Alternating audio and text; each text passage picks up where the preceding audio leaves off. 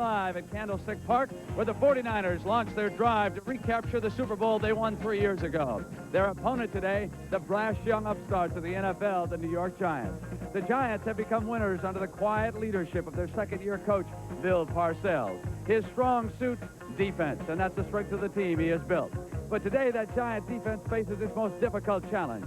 Under the direction of their innovative coach, the 49ers have assembled a complex and dazzling offense that has raised the art of attack to new levels of proficiency. And so, coming up, as we begin the action here at Candlestick, the NFL today. Of 3 minutes to go in that game. And it is 31-10, the Dolphins and Dan Marino will stay out of the way completely. The winds, well, they should not be a factor here out of the east at 5 miles an hour. Like a very significant switch. But these long runs or long passes. The Giants are vulnerable at cornerback. Mark Haynes is out. His replacement, Kenny Daniel, must cover the dangerous Freddie Solomon deep. We have a lot of things going now, and everybody just do their own job and try not to be Superman or help somebody else out. You know, everything will come out all right. But the Giants have a Superman.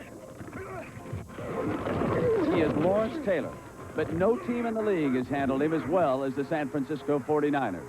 Lawrence, just being on the field is very important to us because they will do a lot of things on offense and try to... Overall, the 49ers are definitely the best team. There's no question about it. But there is one thing here. The Giants are free and loose. And I'll tell you, they know they're going to have to gang tackle and play a wide-open game to try to beat this team and get 2 or 3 turnovers to have a chance. But the final score will still be in favor of the 49ers, like by 10 points. Dwight Clark, who was unable to play a year ago in the playoffs for the 49ers because of an injury. But he's available here this afternoon, and of course he is Joe Montana's favorite target, as he has been throughout his career. 3 years ago, he caught the big one. There is the tackle number 77, Bubba Paris. He'll be the next one introduced. 68 is John Ayers. Ayers will be one of those guards who will pick up a blitzing Lawrence Taylor. Fred Quillen, an underrated center, number 56. And now, the best part of that offensive line, Randy Cross and number 71, Keith Bonhorst. And a veteran tight end who has come back here to play spectacularly, Russ Francis. And the deep threat, of course, number 88, Freddie Solomon, and the quarterback, number 16, here comes Joe Montana. The 49ers have a better running attack than they did when they went to the Super Bowl because of that man right there, number 26, Wendell Tyler, and the fullback, number 33, Roger Craig.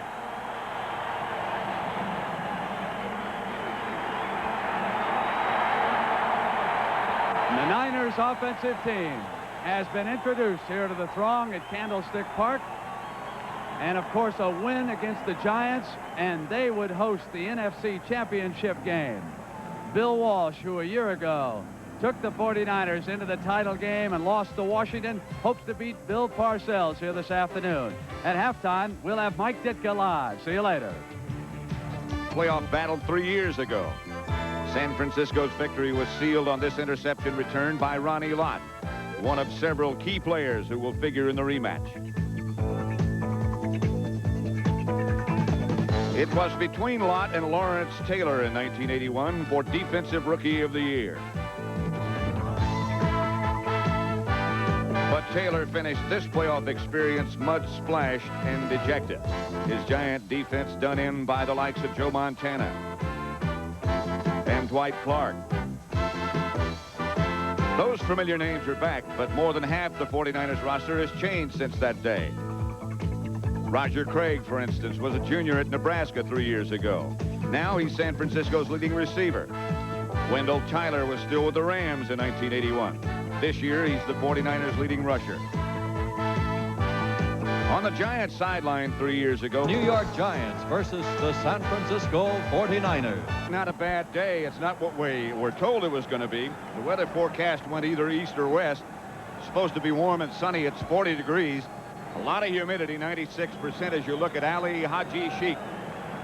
Ready to kick off for the Giants to either Carl Monroe or Derek Harmon. And here we go. We're getting close to the finals. It's going to be Derek Harmon at the 15. A short kick by the Chiefs. Harmon gets away from Pete Shaw. Is taken down by Lawrence Taylor and Frank Cephas. The 49er offensive lineup. Montana, the quarterback. Wendell Tyler and Roger Craig, the runners. Dwight Clark and Freddie Solomon start at wide receiver. A veteran and tough and good offensive line. Francis at the tight end. Bubba Paris, Ayers, Quillen, Randy Cross, and Keith Funhorst up front. One of the real strengths of the 49ers, that offensive line. Another of their strengths is the quarterback. Joe Montana will get you the Giant defense in a minute. Solomon moves in motion. Montana goes back to throw. Hits Clark. He throws back to Solomon. Terry Kennard made the critical stop. There's a play that we ran in high school. That's right, and that was the first play of the game. That was a play that they've been working on since Tuesday, and they darn near broke that first play all the way. That was the old, what do you call that in high school? Old flick or something? Watch this. Now, Dwight Clark just runs a little hook, and then Freddie Solomon trails. Clark pitches to Solomon, and there's Terry Kennard to make that tackle, or that could have been a big, big play. We called it forward lateral right. I like that. Here comes Solomon again in motion. Craig is the lone setback. Craig flashes into the Giants secondary. Almost another 49er first down. Bill Courier tripped him up, a gain of 9. Well, that was the second play they practiced all week. Well, they practiced them well, it looks like. They almost broke them both. Roger Craig is probably the most underrated player on this 49er team. Not only can he run the ball, but he's their leading receivers. He caught 71 passes this year. His mate in the backfield is Wendell Tyler. That's 2nd and 1. Clark is out to the right. Solomon to the left. Tyler around the corner and into Giant territory. Hammers down to the Giant 37. Bill Courier and Jim Burt on the stop as Tyler picked up 13. There's the third play that they practiced all week. Watch Wendell Tyler here. He's going to start like he's going up inside. You see, it's an underneath handoff. Lawrence Taylor right on the line of scrimmage, misses a tackle. There was no one outside until strong safety Bill Courier got there. Roger Craig with an excellent block on Leonard Marshall. First down, 49ers at the Giant 37. Montana back to throw. Ricochet is almost picked off the hands of Roger Craig, and Bill Courier had a shot at it and should have had it. That one looked like it went off Bill Courier's hands and then off his helmet. I'll tell you, he's upset, because you think of that, what a start that would be. Watch that ball. It bounced right off his shoulder pads. The thing that went to his helmet were his hands. Hands went up and goes, whap, hits her right in the helmet. Guys do that when they foul up something happens. They always hit themselves in the head, especially defensive guys. 2nd and 10. John Frank is into the game. 49ers going with a rather unusual formation. The pitch is back to Craig. Craig gets good yardage down to about the 32. Lawrence Taylor took him down, a gain of 6. That'll make it 3rd and 4. That was an unusual formation. It's an unbalanced line. They take their left tackle, take number 77, Bubba Paris, and put him over on the right side. Let's just see if we can see it. Here's Bubba Paris right here. This is the tight end here, the normal right tackle here. Now the Giants adjust over here, so the 49ers run back to the other side. 3rd down and about 4. 49ers at the Giant 30. Montana back to throw. The Giants in it. Clark got the feet down in bounds, picked up the first down and a gain of 9. Dwight Clark had his feet down inbounds, but Joe Montana had his feet up in the air. Where did he get hit on this play by George Martin just as he threw the ball? Here's Dwight Clark. You can see that the Giants are playing off. Kenny Daniel is deep. Clark just hits the out right in front of him. But watch right there as Montana throws that ball. George Martin's right in his face. Woo. Clark was awfully close not to getting those feet down inbounds. Montana to throw on first down again. Swings it out to Craig, threw it under the arms of Curtis McGriff. Bill Sims still looking. That ball might have been deflected by McGriff. We talked before about how how the 49ers were really the first ones in 1981 to block Lawrence Taylor with the guard. Now, here's the same thing. See number 68, John Ayers? He is really assigned on pass protection to Lawrence Taylor.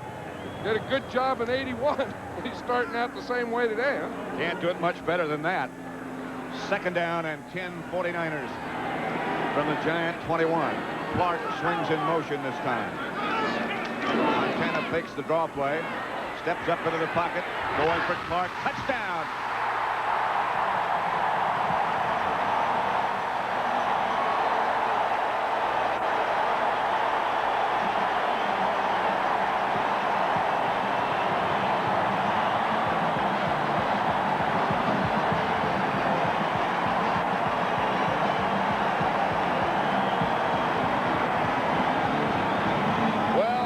Done all year long, week after week. They take that opening kickoff when they get it and get some points. This time they got a touchdown. That drive was a thing of beauty. What mixture. Worshing with Montana holding. And the kick is good. 49ers lead 7-0. The thing about this thing is that Montana, this pass pattern, Montana had great pass protection. Because look at Dwight Clark, 87. He's out there. He's getting bounced around. He's getting bumped. He had to come free from that first group before he was able to get into the end zone. Watch his protection now. Center Fred Quillen there. He's in the Pro Bowl. Right guard Randy Cross. He's in the Pro Bowl. Keith Fawnhorst. He's in the Pro Bowl. And they block pass protection on this one like Pro Bowl players. They're the guys that should really get the pats in the back. That drive, as you say, was a thing of beauty. And there it is. 8 plays, 71 yards. 3:05. They kept it. They lead 7-0. The NFC Divisional playoff. 49ers 7. Giants nothing. 11:55 left to play in the first quarter as Ray Worshing gets set to kick off. Kenny Hill is in the middle for the Giants, flanked by Cephas and Morris. Worshing winds it to Kenny Hill. To the 25. The Giants will take over. He's hit by Jeff Fuller. Now let's check the Giants offense. Sims the quarterback. Morris and Carpenter the runner. Ernest Gray and Bobby Johnson. Should start. It might be Lionel Manuel. Up front, the tight end is Mowat. Then it's Roberts, Benson, Belcher, Godfrey, and Nelson, the offensive line. Young and big, with no playoff experience. That is in the offensive line. Galbraith starts in the backfield with Carpenter. Carpenter looking for a hole, cuts back over the middle. And the 49er defense led by Manu Tuiasosopo, the nose tackle, at whom you look. Lawrence Fillers and Dwayne Board are the defensive ends. The linebackers, Buns, Ellison, Reynolds, and Keena Turner. And the secondary, Hicks, Wright, Williamson, and Ronnie Lott at free safety. The 49ers make wholesale defensive changes. They have 9 defensive linemen, and they use them all. Fred Dean, number 74, is lined up at left defensive end now. Michael Carter is the nose tackle. All this in motion as Sims goes back to throw. Outside Carpenter. Carpenter ran about a yard shy of a first down, it looks like. Ricky Ellison made the hit, a pickup of 6. Zeke Mowat with a good block. I think that was a big play for Carl Nelson, the starting right tackle of the Giants. His first pass protection here, he had to block against Fred Dean. He did a pretty good job. He was injured last week. You can see that rib pad there. See on the left side there? He tore a cartilage off the bone last week against the Rams. Practiced just a little this week, but he's starting now. Didn't practice at all yesterday. Worked for 2 days. That's Mullity in motion. The handoff is to Morris. He got the first down. Tuiasosopo again on the bottom of the pile. First down, Giants. Line of scrimmage is the 35, the Giant 35. The 49ers again make a lot of substitutions. They must have in mind that the Giants are going to throw on first down. Well, you know, the interesting thing that Bill Walsh was saying, yesterday is the reason he likes to do it early in the game is so he has fresh guys in the fourth quarter. Ernest Gray and Bobby Johnson are the Giant wide receivers. The handoff is to Morris. Morris cuts back for about 4. Almost broke a big one. Tina Turner tripped him up. Tina Turner got in the backfield somehow there, and had he not been there, as you said, that would have been a big play for the Giants. I think what they were doing was running against the 49ers pass defense. Watch this here, and we'll see right in here. Tina Turner just dives right there and just gets a piece of Joe Morris. Other than that, there was a pretty good hole. He had a run of 61 yards last week against the Rams. Call back. Sims has the pass deflected. Almost intercepted. It is by Ronnie Lott. Lott. The ball's alive. Ronnie Lott still on his feet. To the Giant 13. Sims was hit just as he let it go.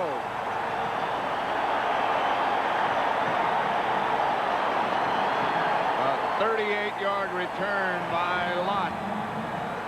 I'll tell you, wherever Ronnie Lott plays, this is the first game that he's started in a month, but he's always been in college at USC, the 4 years with the 49ers. He's always been that opportunistic guy who's very alert. You see that came off a hand, then it came off a helmet. Ricky Ellison, it hit Ellison in the head, bounced off his head. Lott still around there, finds that ball for the interception. Brad Benson is the injured Giant who's headed for the sidelines. 49ers have it at the Giant 12, 1st and 10. They already lead 7-0.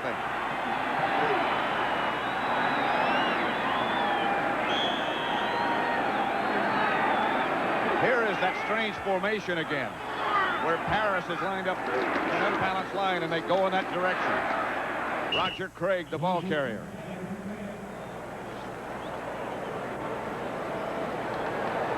The 49ers in 1984, in compiling their 15-1 record, outscored their opponents in the first quarter 110-29. And keep in mind that in the first 6 minutes, in the first meeting between these two teams, they jumped ahead 21-0. Right, it's not 110 anymore, it's 117 now. Right. And about to be more, it looks like. 2nd and 7 from the 9. Montana back. For Russ Francis, touchdown.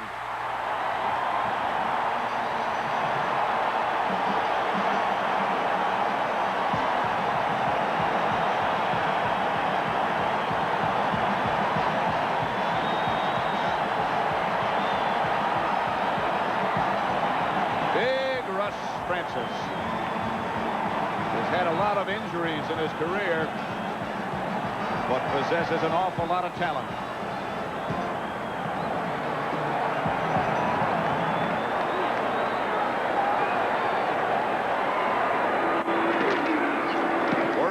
Out of Montana's hold makes it San Francisco 14. The Giants nothing. Bill Parcells dismayed. Here's the turnover that set the whole thing up. This is how it all started. Now watch Sims as he throws here. The ball is tipped right there. Now it's going to be tipped again off Ricky Ellison's helmet and back. Ronnie Lott sees it, dives for it, isn't down then, picks it up and return it. Then the offense comes in, and they're almost surgical the way they attack you. Watch Russ Francis here. He just runs a short post straight up the middle. Montana sees it. Whap! He says, hey, that's another touchdown. That ball, by the way, that was tipped twice, actually, was hit first by Dan Bunds. Then Ellison hit it. Bill Parcells, the Giant head coach, of course, is very much aware of the 49ers' sudden striking power. And it's something I think he had a pretty logical and reasonable approach to counteracting if it did happen. Well, you know, I think last night when we talked to him, I had the feeling that he anticipated this kind of start. Because he said he told his team that all week. They could very well do it. But now we have to get into street play. Kenny Hill will start from the 4. Bangs outside, gets to about the 22. Jeff Fuller led the 49ers special teams. Good coverage. Touchdown again. One thing that has really helped this 49er team and Joe Montana, of course, with all his ability, is that offensive line. You can see that he can just stand back there. There's not anyone close, so he can not only stand back and see, but he can just step up and unload that ball, as he did there to Russ Francis. Well, they've been together so long, all except Bubba Paris, the left tackle. And he's just a great, big, good tackle. Ernest Gray is wide to the left. Manuel to the right as Galbraith swings in motion again. Sims back to throw on first down. Outside Carpenter. Carpenter out to about the 27. Ricky Ellison on the stop. Joe Montana over on the 49er sideline. Off to a great start. 5-yard gain on that play. Giants get it out to their own 28. 49ers leading 14-0. I'll tell you, Fred Dean is one guy that the Giants are aware of, Pat, on that last play. They double-teamed him on pass protection with the tackle, Carl Nelson, and the tight end, Zeke Mowat. Dean is number 74, lined up on the left side this time. They come right at it. To not much avail. Morris fighting for yardage. Got about 4. Dwight Hicks made the stop. Usually tight ends talk about linebackers. When we talked to Zeke Mowat yesterday, the only thing he talked about blocking was Fred Dean. He said, I've never blocked a guy that big and that strong. He said, I usually block linebackers. He said, this is going to be a tough thing. They lined Dean up on the tight end, as you saw. You know, another thing Mowat was saying, he's not used to blocking a guy down in a 3-point stance. Well, it's always been a linebacker. It's up there with your 2-point stance. 3rd and 1. Sims out of the shotgun. Here comes Dean. Sims is going to scramble and got the first down. Very aware of where he needed to be. Dean was almost there. Well, we saw him against Mowat. He was on the left side. Now he goes to the right defensive side. You see, 74, he can play out wide. He's going against William Roberts, but he plays out wide, makes you step out. Then when Roberts steps out, he goes whap, and he takes that inside on him. Bill Sims knew where that first down was, and he knew what to do after he got that first down. Get down. And we got to get going. That's what he just told his team. Sims going to throw on first down, comes out of the pocket, gets it to Morris. Pickup of about 7. Jack Reynolds took him down. Morris stung a little bit. I was just going to say, Jack Reynolds, he's the starting inside linebacker for the 49ers. He doesn't play much of the game because he's always substituted for on pass defense. But ever since Jack Reynolds has been in the league, he can do this one thing. He can tackle. He can hit, he can unload, and Joe Morris just found that out. And ever since he's been here, I think the 49ers have had a better defense. Pitches back to Morris. Morris trying to get to the outside, can't do it. Cut down by Carlton Williamson. A loss of 1. Usually on a sweep, the guy that's responsible for the force on that side is usually the strong safety. That was Carlton Williamson on that one. Got up into the backfield. Watch him. He'll come up on this left-hand side right here. We'll see him now. Here he comes, whap, off the block of Tony Galbraith and makes the tackle. That'll bring up a 3rd and 4 situation for the Giants. They're at their own 41, and Sims goes back into the spread. Here come the Niners. Sims had to throw in a hurry in the direction of Ernest Gray. It's incomplete. Heavy pressure by San Francisco. Sims is upset with his 2 receivers. Well, he should be upset with them because they were both in the same area. He had both Ernest Gray and Lionel Manuel both out here. Now watch him. One should get deep. I think Manuel was supposed to get deep. Here there was Hicks on a blitz. But right now, Sims knew what was wrong. He had 2 guys in the same area. Dave Jennings back to punt. Dana McLemore back deep for San Francisco. He returned one against the Giants in the first meeting. Good kick by Jennings. Lawrence Taylor misses. Here's the first man down. McLemore slipped him. We've got a face mask violation, it looks like. Against Pete Shaw, perhaps. A 38-yard punt, 5-yard return as McLemore slipped away from Taylor. And now we have a face mask violation against the Giants. I think against Pete Shaw, that's going to be walked off against him. Boy, Lawrence Taylor was flying down the field on that one, wasn't he? That was a good news. He had to run that far to miss the tackle. That's a frustrating deal. Just looking back in the direction of where the line of scrimmage was, John, there's another flag down. We have a low block on number 86, San Francisco, and we have a face mask on the end of the run. It's a double foul. After a change of possession, the ball will be put in play where possession changed. Fouls will offset. Gene Barth with a lot of airtime. Watch Lawrence Taylor here. He's being doubled, but he gets an outside release. Here comes Dwight Hicks. He gets another bump on him, tries to knock him out of bounds. Derek Harmon should get him again. He doesn't. Lawrence Taylor goes through all that, does all that work, double team, gets down there and misses it. Now let's watch the face mask right here. That's Pete Shaw. You see his left hand?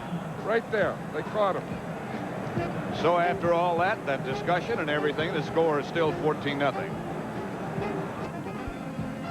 Really, the last 3 days here in the Bay Area have been foggy. Almost all of every morning. And it's foggy again today. Really foggy on the Giants side of the field. Here's that formation again. And here's Wendell Tyler again. Cut down this time by Curtis McGriff. I'll tell you, Bubba Paris, who is normally the left tackle, who plays right tackle. You see why it's unbalanced? Look, here's one lineman, here's the regular tackle, and here's the third tackle. That's Bubba Paris. Now watch the block that he makes on the play as they run to that side. It doesn't make, now, back here on this side, this is a tight end and a guard. See, so all the strength is over there. But watch the outside guy, Bubba Paris, normally the left tackle. Look at the block that he made on Curtis McGriff. That's a takedown. That's a whopper. A loss of one after all that. Here's Roger Craig wide open over on the left side. Terry Kennard hustling over to knock him out of bounds, short of a first down. Curtis McGriff was shaken up a little bit, number 76 there, who plays the run about as well as anybody in the league. Well, they say that he's the best two-gap player in the NFL. And now what a two-gap means is that you can play on a guy, play that hole, plus the hole to the outside and the hole to the inside. Now, you got a big like that. You know, you got to weigh about 280 pounds like McGriff does, and you usually cover two holes sometimes. He's big enough for 3 gaps or 2 holes. Here's Craig trying to get to the outside, cut down short of a first down. George Martin was in the game. Lawrence Taylor made the stop after Martin made him change directions. I think that's a big thing for the Giants right now. I think Bill Parcells can tell his team, okay, that's it. You know, we talked about the early lead, the way they do it. I told you that after they do that, they kind of settle down a little. There they did it right then. Now let's us go to work. We'll see. I don't know. That is Max Runiger, the ex-Eagle, back to punt for the 49ers, and Lionel Manuel retreating for the Giants. Good punt by Runiger. Manuel starts from the 20, shakes away from one tackler, gets out to about the 28. Todd Shell, the 49ers' #1 draft choice, who is excellent on special teams, was the man who was down there. 48-yard punt by Max Runiger, an 8-yard return, so they net 40. The 49ers lead the Giants 14-0. Danger. A woman was killed here yesterday. Candlestick Park in San Francisco. Pat Summerall and John Madden. NFC Divisional playoff. 49ers leading 14-0. Sims fakes to Carpenter, rolls behind Benson, gets rid of the ball, intended for Mowat. Sims just didn't have quite enough room as Lawrence Pillars was putting the heat on. I think that's what it was. Pillars, who is the starting guy at left end, we'll see him against Carl Nelson there. He starts on Joe Morris, is who he's playing against, and then he just gets off that. The lineman tried to cut him, and he was right in Phil Sims's face. He's got a great nickname, Dr. Evil. I like that. Dr. Evil. You know, you put doctor in front of something, then it always sounds pretty good after that. You know, Dr. Skunk, Dr. anything is okay. The handoff is to Morris, behind Benson again. Cut down just short of the 30-yard line by Dwayne Ford and Jack Reynolds. Hacksaw, number 64. Hacksaw and his pencils and his homework. He's got a whole garage full of notes that he's taken over the years in the NFL of game plans and whatever. And then he just comes out on Sunday and does the hitting.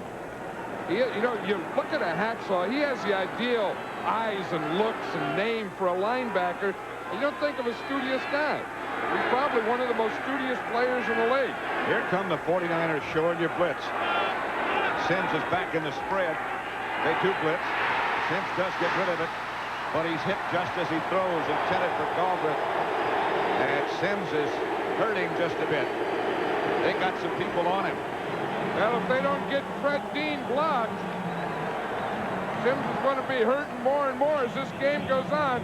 Watch Dean. He's on the outside again against Robert.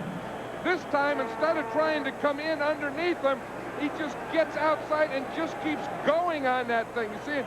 Just as Sims was throwing, Fred Dean got him from behind. Jennings back to punt. McLemore back deep for the 49ers. Jennings gets off a rocket. McLemore with a fair catch signal. He was looking at Larry Flowers, who was down in a hurry. 42-yard punt, no return. So that's the net, 42, 14-0 49ers. The 49ers against the Giants. Divisional playoff game, and the 49ers, as they have done almost every week, breaking on top. They lead 14-0. Clark split wide to the left. Solomon to the right. It's first down, and Montana will go to work to Solomon and get him for a first down at about the 45-yard line. 17 they got on that play. Now watch how far Kenny Daniel is playing off of Freddie Solomon. Terry Kennard is inside. They have him double, but they're both deep. And what happens is Solomon comes inside towards Kennard, but he gets in front of both of them. I think if you're going to double a guy, maybe one guy shorter and one guy deeper, or a bump would be better than both of them off deep. Montana back to throw again. Giants blitzing. He gets it out to Craig. Craig is knocked out of bounds by Andy Hedden, but he got 8.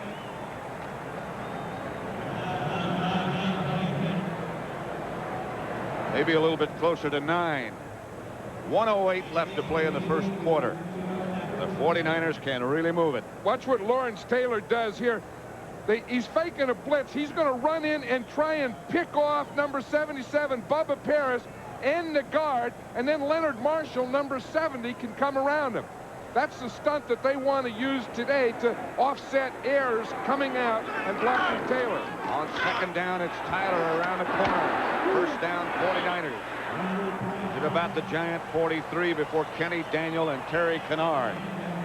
You know, Kenny Daniel made the statement after the New Orleans game, the last game of the regular season for the Giants, and last week after the Rams, when he came in and replaced Haynes, the all-pro cornerback, that nobody had really worked on him. Nobody picked on him. He kept waiting, and nobody came in his direction. The 49ers have rectified that situation. Yeah, and I think he knew last night that was going to change. He said the other team, he said New Orleans did, he said the Rams did.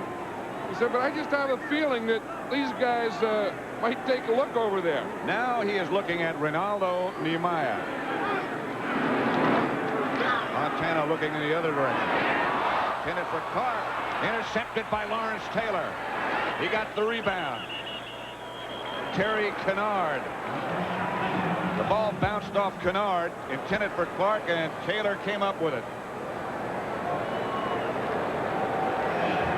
It looked like right now, as we see it, and what Montana sees, it looks like Clark is open. Look, again, good pass protection. There it goes through Clark's hands, through Kennard's hands, and then Lawrence Taylor. Gary Reasons, I think. Reasons, it's not Taylor. Number 55, Gary Reasons came up with the interception. It is again, off Clark, off Kennard, into Reasons. Interception. Galbraith in motion, and Carpenter gets nothing. Over the left side, hit by Tuiasosopo. There's a nose tackle for you, Mano Tuiasosopo. And that name, see, you have to be a big guy to have a name like that, because if you were a little guy, Tuiasosopo, the name across your back would come down underneath your armpits. So guys like Tuiasosopo that have a lot of letters in their name usually play nose tackle. And as you say, they have to be pretty broad back. Second down and 10. Albrecht again in motion. Sims back to throw. 49ers chase him. Sims comes out of the pocket. Gets it to Zeke Moat, who makes a diving one-handed stab. Dwight Hicks stopped Moat. Pass was completed. Good catch. We remember Zeke Moat as a free agent blocking tight end. Now he's a receiver. This week, the 49ers were saying, the guy we have to stop is Zeke Moat on the Giants. Watch Sims. He's getting a big pass rush right here. He steps up, comes out to the right, thinks he's going to run, sees a defender there, gives him a stiff arm, gets the ball off to Moat. That's not a bad deal. Now watch this one-handed catch. Left hand, then back into the right. I tell you, those scuba gloves helped on that play. It's about a yard shy of a first down for the Giants. We'll be back with quarter number 2. A sellout at Candlestick. 49ers leading 14-0. Short yardage situation now. 3rd and 1 for the Giants. Big Louis Kelcher's in at nose tackle this time, Pat. Big Louis goes about 300 at least. Number 94. Galbraith, the man in motion, slow motion. Sims is going to go to work. To Moat. Juggles, has it out of bounds, first down. 49er linebacker out there with him covering was Milt McCall. I think the 49ers had their run defense in, thinking the 3rd and short. They had Big Louis Kelcher in there, you know, to bulk up in there, handle that middle, take that run. That was a good call by the Giants in going to the pass on that thing, because the 49ers really didn't have their pass rushers or pass defenders in there. 1st and 10 Giants at their own 49. 49ers leading 14-0. Sims fakes to Morris, retreats. To Morris. He is hammered at the 49er 45. Big Hands, Gary Big Hands Johnson, a gain of 6.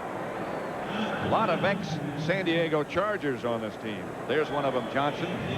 There's another one, Dean. I'll tell you, at the end of this game, Sims is going to be a sore quarterback, because one thing, the 49ers are just relentless at coming after you. You know, coming, push, push, push, always having someone hanging on you or stepping in your face. On 2nd down, he pitches back to Morris. Morris leaps to about the 43, tripped up by Ricky Ellison.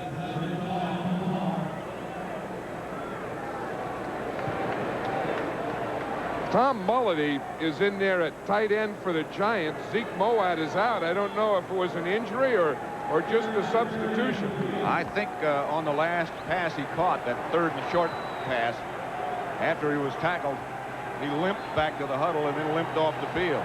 So it must be some sort of injury.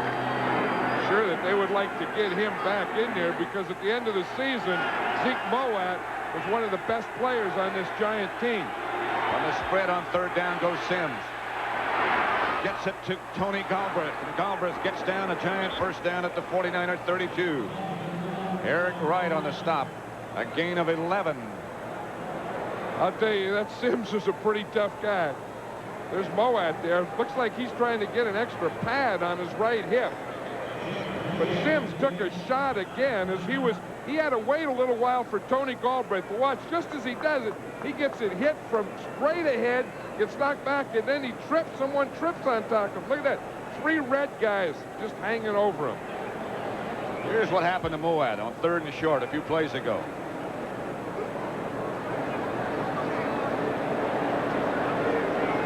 I can't see anything that happened to him there, but it did look like there was something with his hip. That's Dwight Hicks just getting up. Sims is 7 out of 11, has hit 4 in a row, picked up 50 yards. Dwight Hicks, they really would miss him sorely if he can't continue. I wonder if they would put Ronnie Lott back at corner. Well, I don't have to wonder too long. We're going to see right now. He is back at corner. Ronnie Lott. And Tom Holmoe goes to the safety position for the 49ers. Sims back to throw. Bobby Johnson. It's good. It's a catch. 11-yard gain. Ronnie Lott. They went right to work. That's not a bad place to do it. You know, Ronnie Lott is a corner that likes to keep everything in front of him. He's a very physical corner. He's a real hitter, and he doesn't like to get up tight on someone. That time he gave way too much of a cushion on that play to Bobby Johnson, and Johnson took advantage of it. But Lott has always liked to keep everything in front of him. First down, Giants. Lott right up on the line of scrimmage. The handoff is to Morris, and he lost one or two. Ricky Ellison again made the hit. They're working on Dwight Hicks over on the sideline.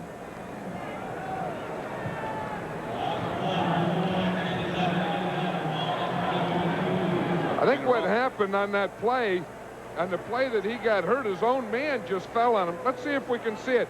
It's right there at the top of the screen. You see him coming on a blitz. Now he starts to go down. You see his own man, that was Fred Dean, fell on him on one side, Keena Turner on the other side. He was sandwiched between two of his own guys. On 2nd and 11, Sims will try to throw. Here come the 49ers. Keena Turner, Milt McCall, and Mike Walter, number 99, all there on the 49er blitz. The first guy is number 99, Mike Walter. Now, he's the guy that makes Sims put the ball down. Watch here. You see, there's 99 there. You see, that made him stop, and then Milt McCall was right there, the next guy to gobble him up. But it's that first guy that breaks through on you.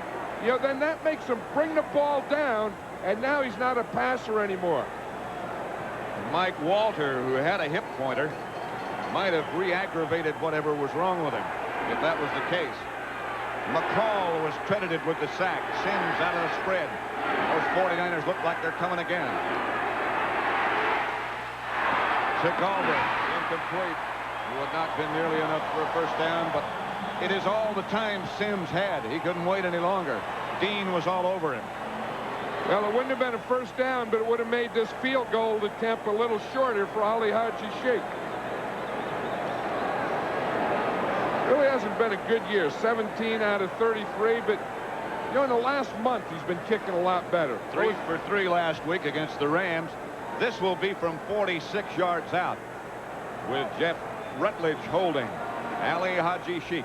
Early in the year he really had his problems, but as you say, the last month hasn't been bad.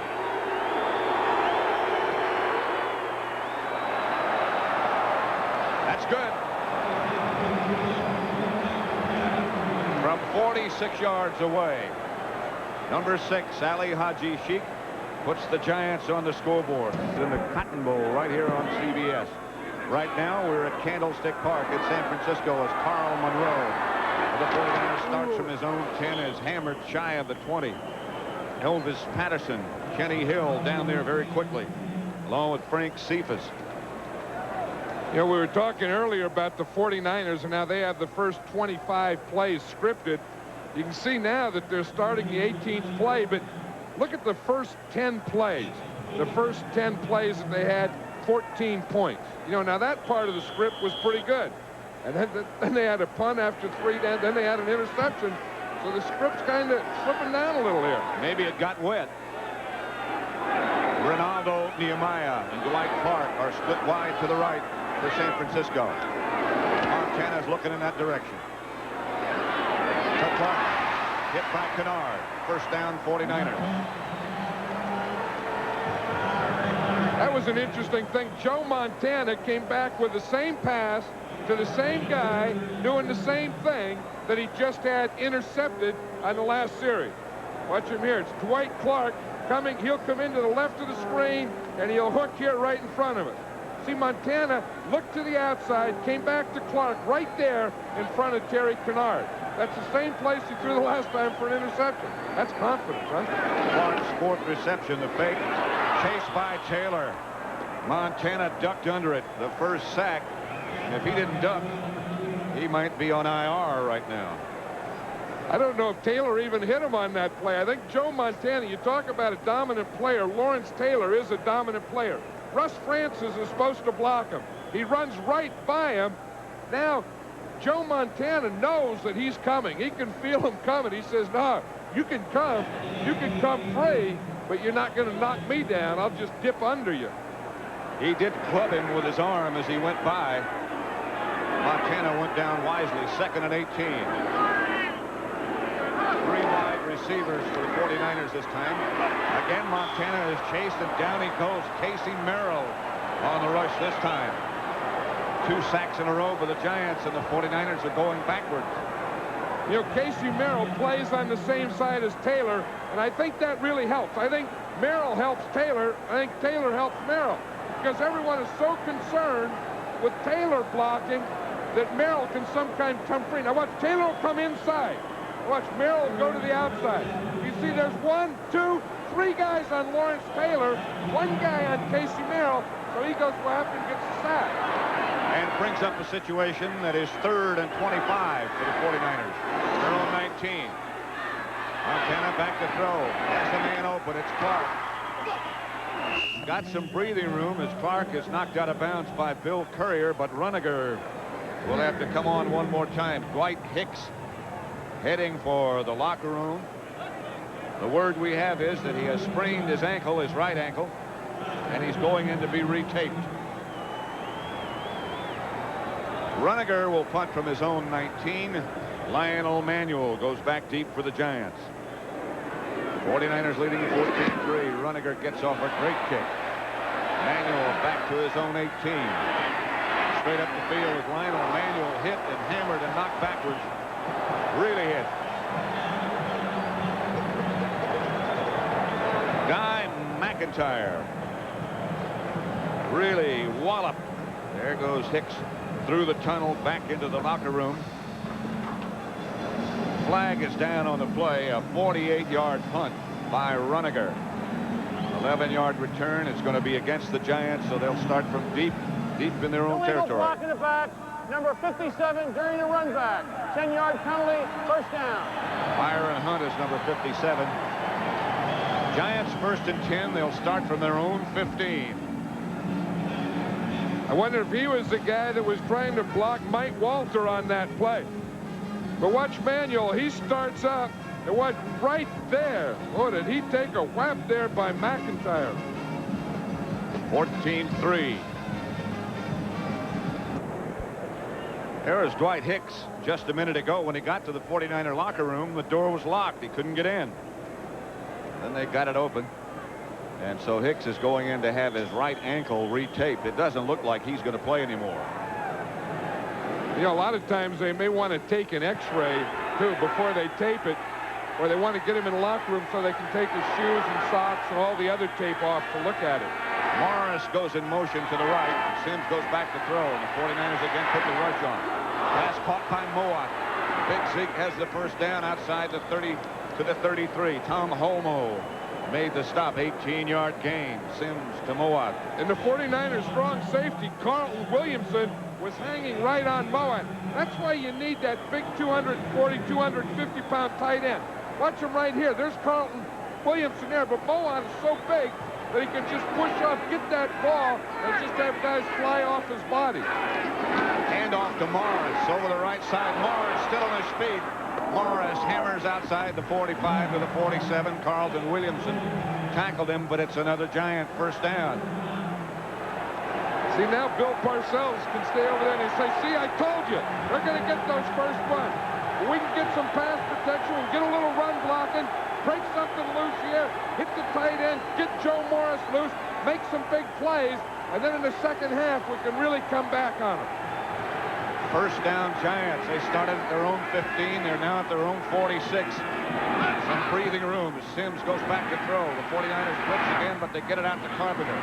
Carpenter into 49er territory. A gain of 6. Milt McCall on the tackle. I think what the Giants are doing now is smart. You know, you can say, well, why don't they throw deeper? Why don't they throw more to the outside receivers? Well, one, he doesn't have time to, and two, I haven't seen him open yet. And as Bill Parcells was saying last night, he said, we're going to have the same approach we had last week. He said, we're going to nickel and dime him, then we're going to look for our shots and take some long shots somewhere during the game. Tony Galbraith in the backfield now with Carpenter. There's the long shot to Manuel.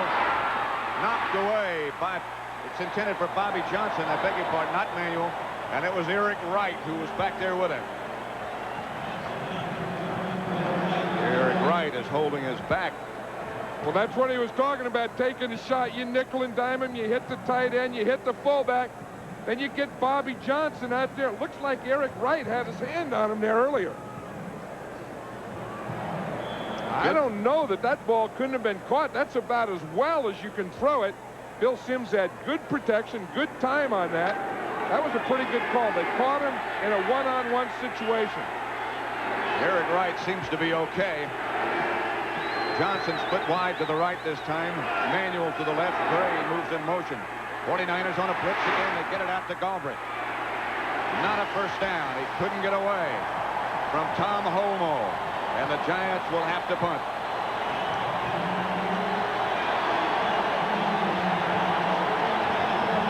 Let's watch Fuller on the blitz now. What they do is they want to get a big push, but watch the blitz that they get here, plus the addition of the rest of the linemen coming.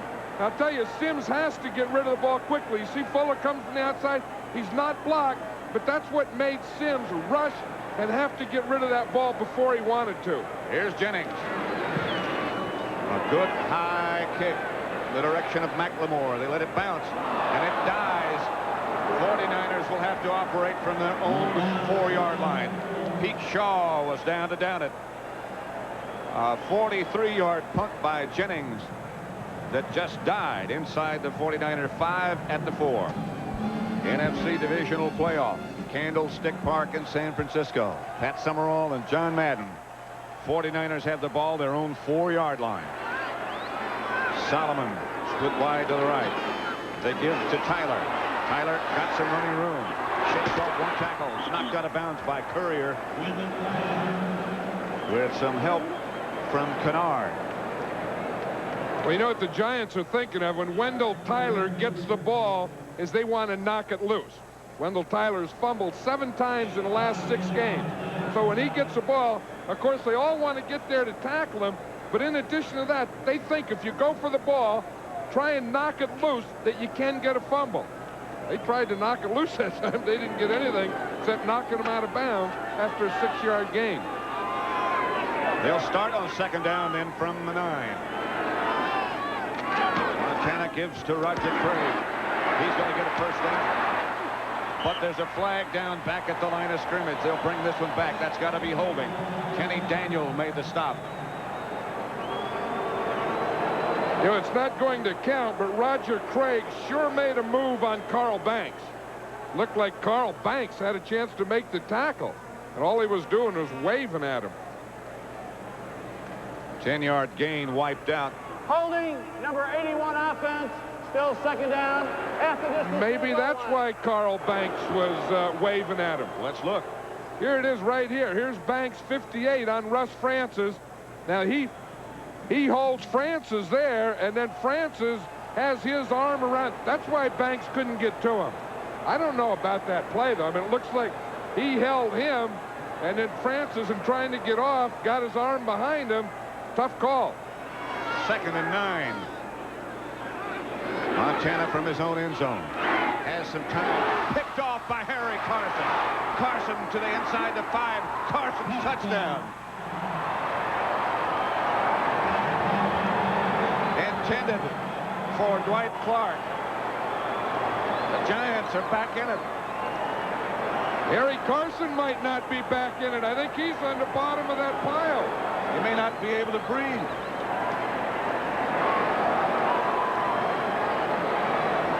He's the old-timer on that team, 9-year veteran. Harry Carson, he gets up shaking his head. What did I do? I'll tell you, the offensive players aren't good defensive players. They don't tackle very well, but Harry looked like he had a few moves on that thing. Pretty good run. That's the first touchdown of his NFL career. I'll tell you, he's been a good one. You know, he's known as a run player, very tough, big, strong guy, hard hitting. Running backs don't like running in there against him. I don't know the quarterbacks ever thought about throwing against him. Haji Sheik gets the extra point. And the ball game is a little bit more entertaining. Not to Bill Walsh, perhaps. Here it is. You know, it's always tough throwing out of here because any penalty is 2 points. Any interception can be a touchdown. I don't think he saw Harry Carson. He was looking for Dwight Clark. Harry Carson was the second defensive guy in there. Doesn't look like those guys wanted to tackle him much either, did it? Roger Craig made a shuffle at him. Let's see if Montana wanted to hit him. It was too late. By the time he figured out what happened, he was already in the end zone. A 14-yard touchdown with an interception by Harry Carson. 14-10 the score now. Watching that interception again, here's Lawrence Taylor, here's the corner. They're working out in here. Dwight Clark is going to run a hook. Now, I think Montana was keying here, seeing here. The guy he didn't look at was right here. Harry Carson, he comes right back in here and picks the ball off there. Watch it. We see Taylor goes to the outside. Now he starts the hook. I don't think Montana ever saw Carson, the second guy incoming, and I don't think Roger Craig wanted to tackle Carson. That was a poor effort there by number 33, Roger Craig. Of course, he's an offensive guy. Right. Maybe that's why he's playing offense. A good tackler, maybe he'd be a linebacker. Ali Haji Sheik's kickoff goes to Carl Monroe at his own 10, and he's got an alley. The alley is closed quickly. Robbie Jones down to make the hit. 49ers take over at their own 27-yard line. Tomorrow, the NFL Today, and then the divisional playoff at RFK Stadium in Washington. The Bears and the Redskins, and that ought to be a dandy. That place will really be rocking tomorrow. This one is today. 49ers lead has been cut to 4. They give to Craig. Craig shakes away from Banks and is hammered by Terry Kennard, and some help from Jim Burton arrives very quickly. Kenny Daniel also got a part of the hit. Well, Carl Banks is having trouble over there on that left side trying to tackle Roger Craig. The first time, I guess he was held by Russ Francis. That time, I think he just missed Craig, or Craig may miss him. Look, he's still mad. You can see his shake there. Son of a gun, do it again. Let me get that thing right. 2nd and 8. 49ers at their own 29. Fighting the turnover, something they haven't done all year long. That's Tyler in motion. The pitch is back one more time to Craig. Roger Craig hammers up very close to a 49er first down. It's close. George Martin on the tackle. Those turnovers eventually will get you. 49ers get a first down. Look at the takeaway ratios. The 49ers in the NFC were the leaders, plus 16. But now today, the San Francisco miscues in the results, a field goal and a touchdown. And those account for the Giant points. 5:09 left to play in the first half. San Francisco 14, Giants 10. Montana to Tyler. Maybe one. Jim Burt, who's had an outstanding year as the nose man, made the stop. Well, the guy blocking him's not bad either. Fred Quillen, the center there, is going to be in the Pro Bowl. This is a pretty good matchup in the pitch. You see, Burt wants to get up underneath, get underneath his shoulder pads, and control him. Just hold him there. Don't take a side. Don't go right. Don't go left. Hold him there until the ball comes to you. And here comes Wendell Tyler. Burt goes, whap, just wraps him right around him. Gary Reason's got a big piece of that tackle, too. 2nd down and 7. 49ers at their own 40. Montana to Solomon. Got it. And a penalty marker down as Courier hit Solomon with a little too much enthusiasm. Courier hit Solomon, I think, out of bounds. I think that's what the penalty's going to be. A late hit out of bounds, 15-yard Solomon is a big play man of this 49er offense. He gets a big play here. There's a hold. He gets a big play here, not only from the catch, but the penalty. I don't know. Now, that looked pretty close to me. I don't really think that that was a cheap shot. Here comes Lawrence Taylor. Watch him. He rolls right into Montana just as he throws the ball. Lucky Montana didn't get an injured knee out of that hit. Yeah, I don't know that what Courier did was an illegal hit. I don't know that it was. Solomon was on the sidelines. He was coming and just hit him. I don't think that was a late hit. 1st and 10. They go with 2 tight ends. Montana looking for Solomon. He's got him. Touchdown 49ers. Perry Williams on the coverage. The 49ers strike back quickly.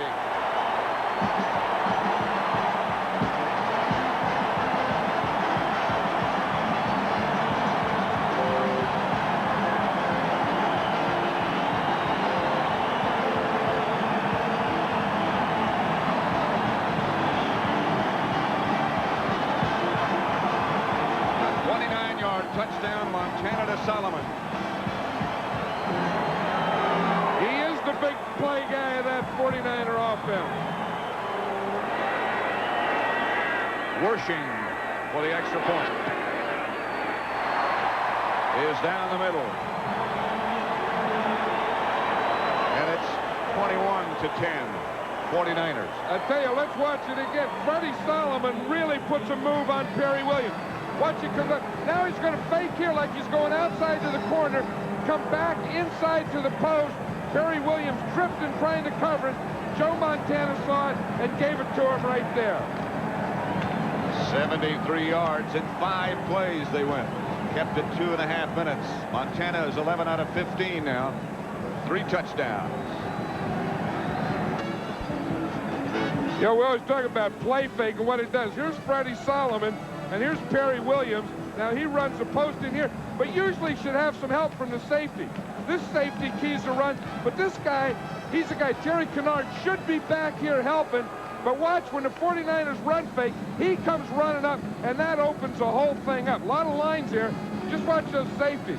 Watch the deep one. Here comes Kennard. You see him? He thinks it's a run. He's way up there. He goes, whoa! And by the time he gets turned around, Freddie Solomon's in the end zone. That play fake worked against the safety. Got them both. Mike Ditka was watching that one. He's going to be on here at halftime. He's sitting someplace watching this game. He was watching that play fake.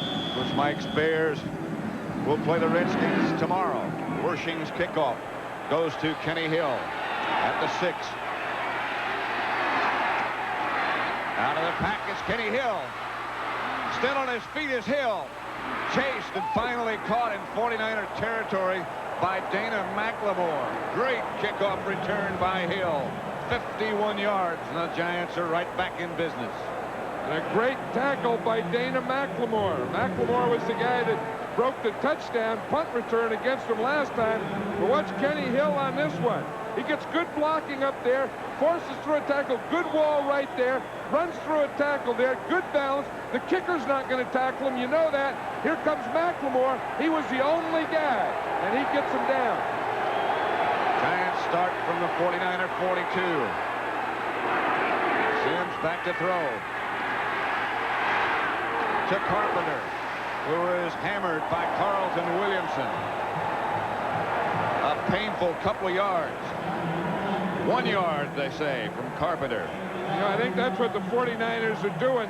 They're hanging in there. Their short guys are hanging a little shorter because of what the Giants did last week to the Rams. They're defending that little nickel and dime stuff. The 49ers, of course, have the reputation of being a finesse team, but they'll hit you. 2nd and 9 for Sims. Intended for Bobby Johnson, and as I said, they'll hit you. That was Ronnie Lott.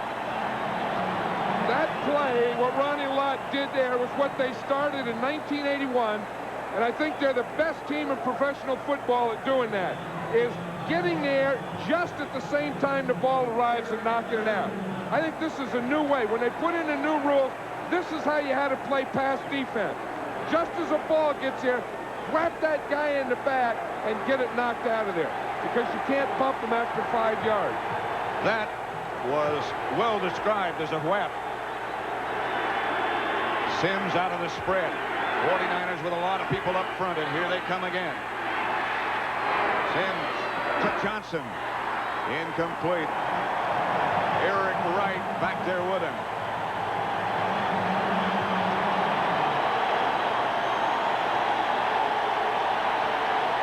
You'll see the blitz and the pressure on Sims. They had the right thing. They picked it up pretty good. They have one-on-one out here, but they just couldn't beat Eric Wright.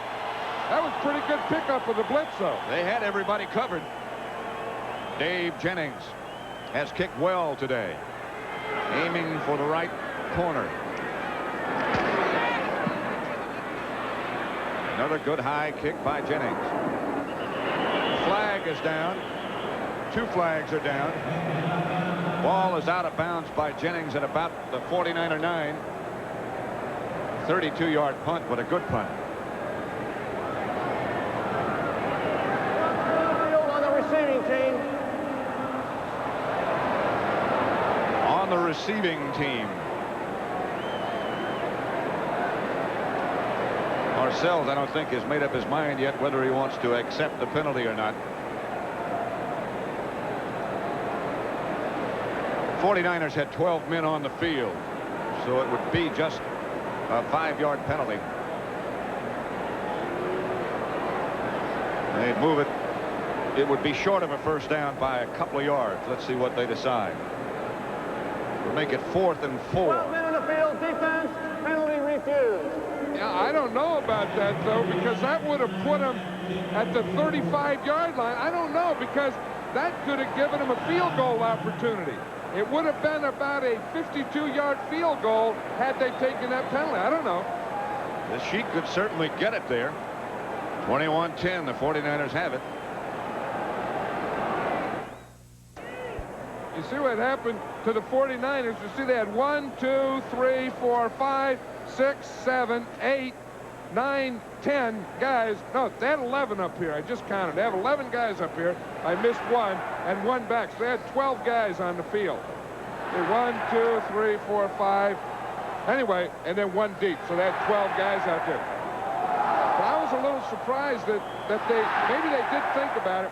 But had they taken the 5-yard penalty, they could have come back, take back the punt, and kick the field goal. Tried a field goal. Tried from 52 yards out. 2:58 left in the first half. And the 49ers again going right to work. It's for Nehemiah. Daniel chasing. He's out of bounds and dropped it anyway.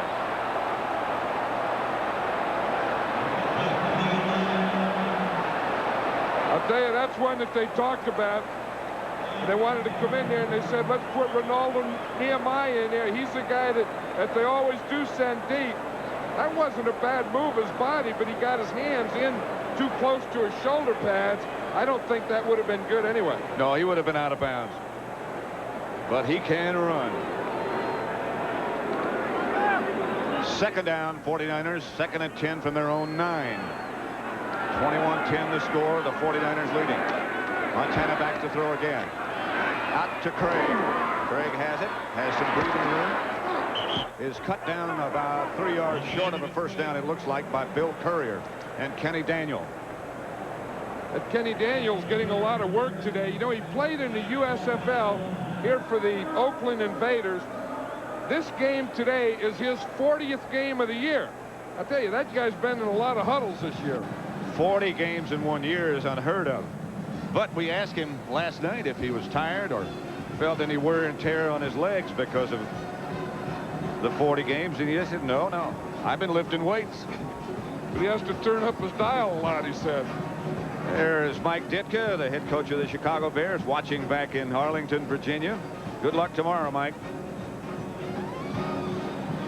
Mike looks like he's ready to play right now. He's ready to play in about an hour. He usually is. No casts on him or anything. He'll be on the NFL Today with Brent live. And Brent and Terry will take a look back. Terry Bradshaw, that is, take a look back at what transpired here in the first half. It's been a busy first half. Here's that ready list from Bill Walsh that we've been talking about from time to time. He scripts the plays, the first 25, And there's a lot of information on that sheet. You see what all those boxes are? Those are different situations. So like you'll have 1st and 10, 2nd and long, 2nd and normal, 3rd down, 3rd and long, 3rd and short, goal line, all those different situations. At all those plays, you just look at it, pick one out, so let's try this one. 3rd and 2. Montana chased by McGriff. That's not much of a race. Montana has the first down.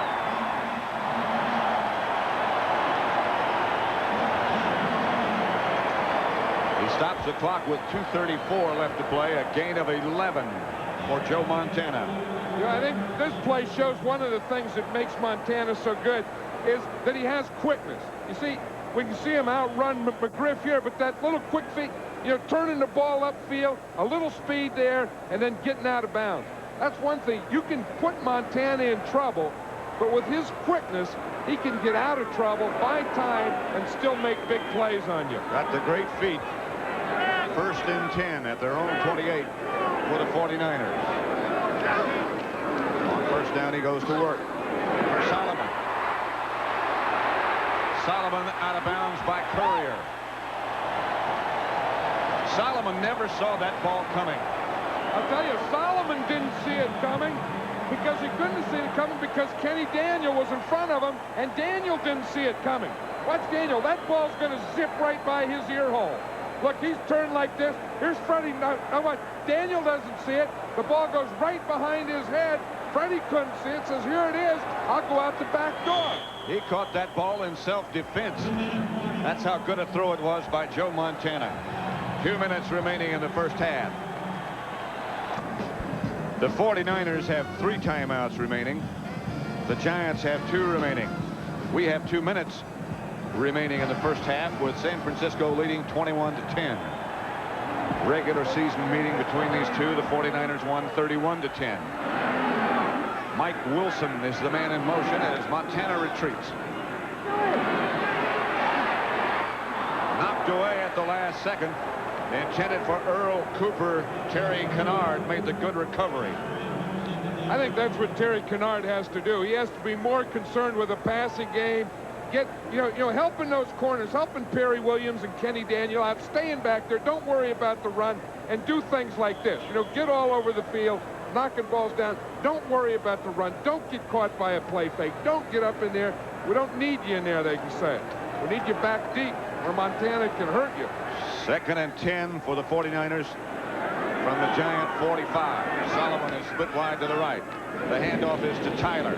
Tyler is bent back by Gary Reasons. Underneath was Casey Merrill. George Martin was underneath too. I think he was down on the ground and he lifted his legs, so Roger Craig had to jump over some stuff there. Wendell Tyler comes out. Russ Francis comes in.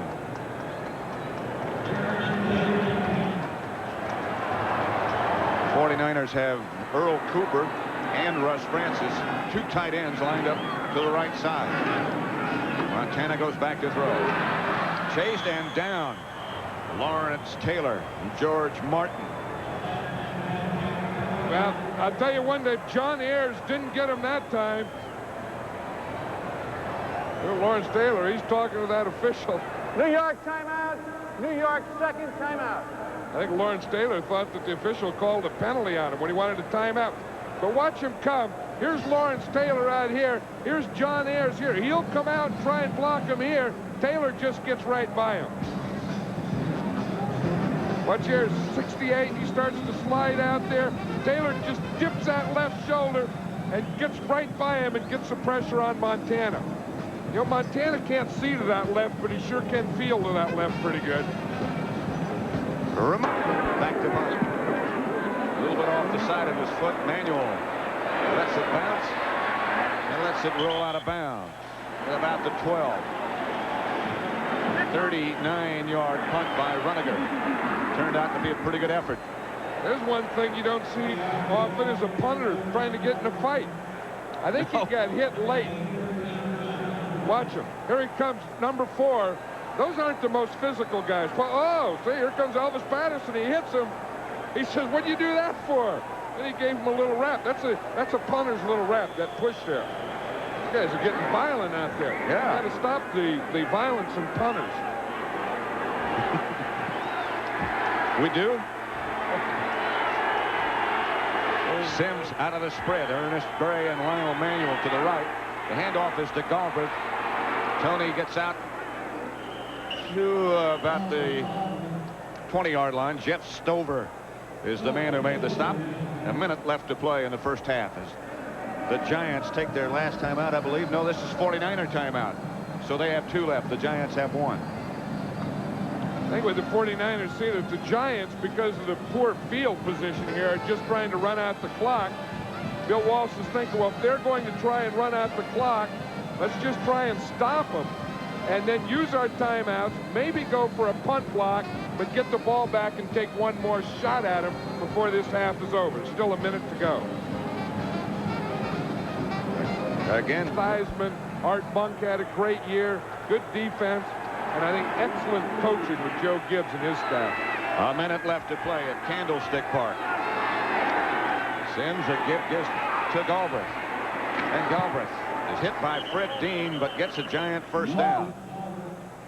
Well, of course, that'll be a big first down for the Giants because now the 49ers can't take any time out.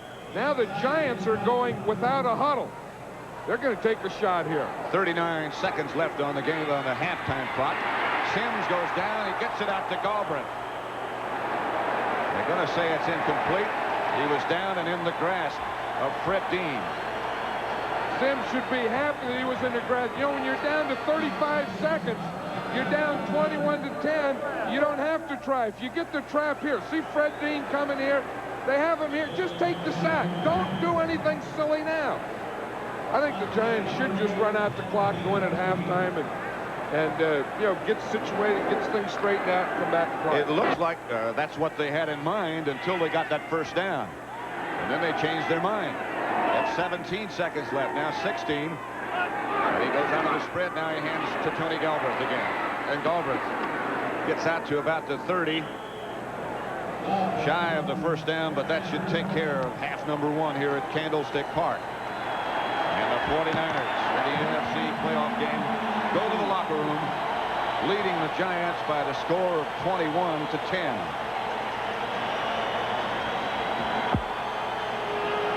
Another half to go. The 49ers, the best record in football at 15-1, are on their way again. Looking at Candlestick Park, the home of the 49ers. 21-10, the Niners lead. Here's the halftime statistical picture. 14 first downs for the 49ers to 8 for the Giants. Giants had the ball more. 3 turnovers. 1 by the Giants, 2 by the 49ers. And had it not been for those 2 by the 49ers, maybe the Giants wouldn't have scored yet because they got those 2 turnovers, and that was 10 points. Gary Carson scored 1 with a touchdown, and then they got a field goal off the other interception. Kenny Hill, who had a big 51-yard run back just before halftime, will try it again. This time he'll come from his own 6-yard line. Into the pack at about the 24. Blanchard Montgomery was the first man to hit him. 49ers have really improved on special teams. A couple of years ago, that was not one of their strong points. Even Super Bowl year, it wasn't. But now it is. Well, I think they have that type of team now. You know, we talked about the 9 defensive linemen they have. They all play. I think they're drafting people to just do one thing. Just be a 3rd down play or a 2nd down, a 1st down, a short yard, a special team. That's the way this team is put together. Sims goes back to throw on 1st down. He has some time. Ernest Gray had it and lost it. A ball that perhaps could have been caught. Eric Wright was the defender. Well, this is what the 49ers have done so well. You know, this type of thing that you can't hit the guy before the ball gets there. So you see what Eric Wright does. You just stay with him, stay with him. Now, right after the ball gets there, right when it gets there, you go in and you hit the guy from behind in the shoulders and try and knock the ball out. They do that better than any team in the NFL. And that's a coaching point, I would think. Well, it has, because they've been doing it for 4 years now. Dahlberth, the man in motion. Draw play to Carpenter.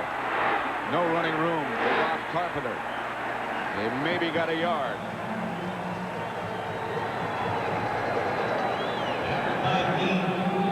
Fred Dean, who we'll see here, usually gets outside, comes up the field. He has a pass rush move. He starts to do it to Roberts there, but then he sees it's a run, so he caves back in, and he still gets in a tackle. He thought he was tackling the ball carrier when he was tackling the left guard, Brad Benson. You see that? They say he can't play the run. He did that pretty well. You don't know who guys are. You just kind of sort them out there and keep the guy with the ball. Find a leg. Sims out of the spread. 49ers showing blitz. They only rush 4. Sims is hit just as his arm started forward. The Giants get on the ball. It looked to me as if his arm was started forward already. Jeff Stover applied the heat. They're still all locked up. It's William Roberts down there. Jeff Stover. Says, we did all that work. Here's Jeff Stover, a natural pass rusher. Didn't play college football. He was a shot putter at the University of Oregon. Got a tryout here with the 49ers, and from day one, he was just a natural pass rusher. Looked to me like he had that ball, though. 6'5", 275 is Stover. Jennings back to punt. This one, not his best. McLemore from his own 41. There's got to be a flag on that play. It's got to be a violation against Carlton Williamson. He pushed somebody in the back as McLemore caught the ball. He knew it happened right in front of the official and everyone. I think it was Eric Wright. He was right down there, and he illegal block in the back.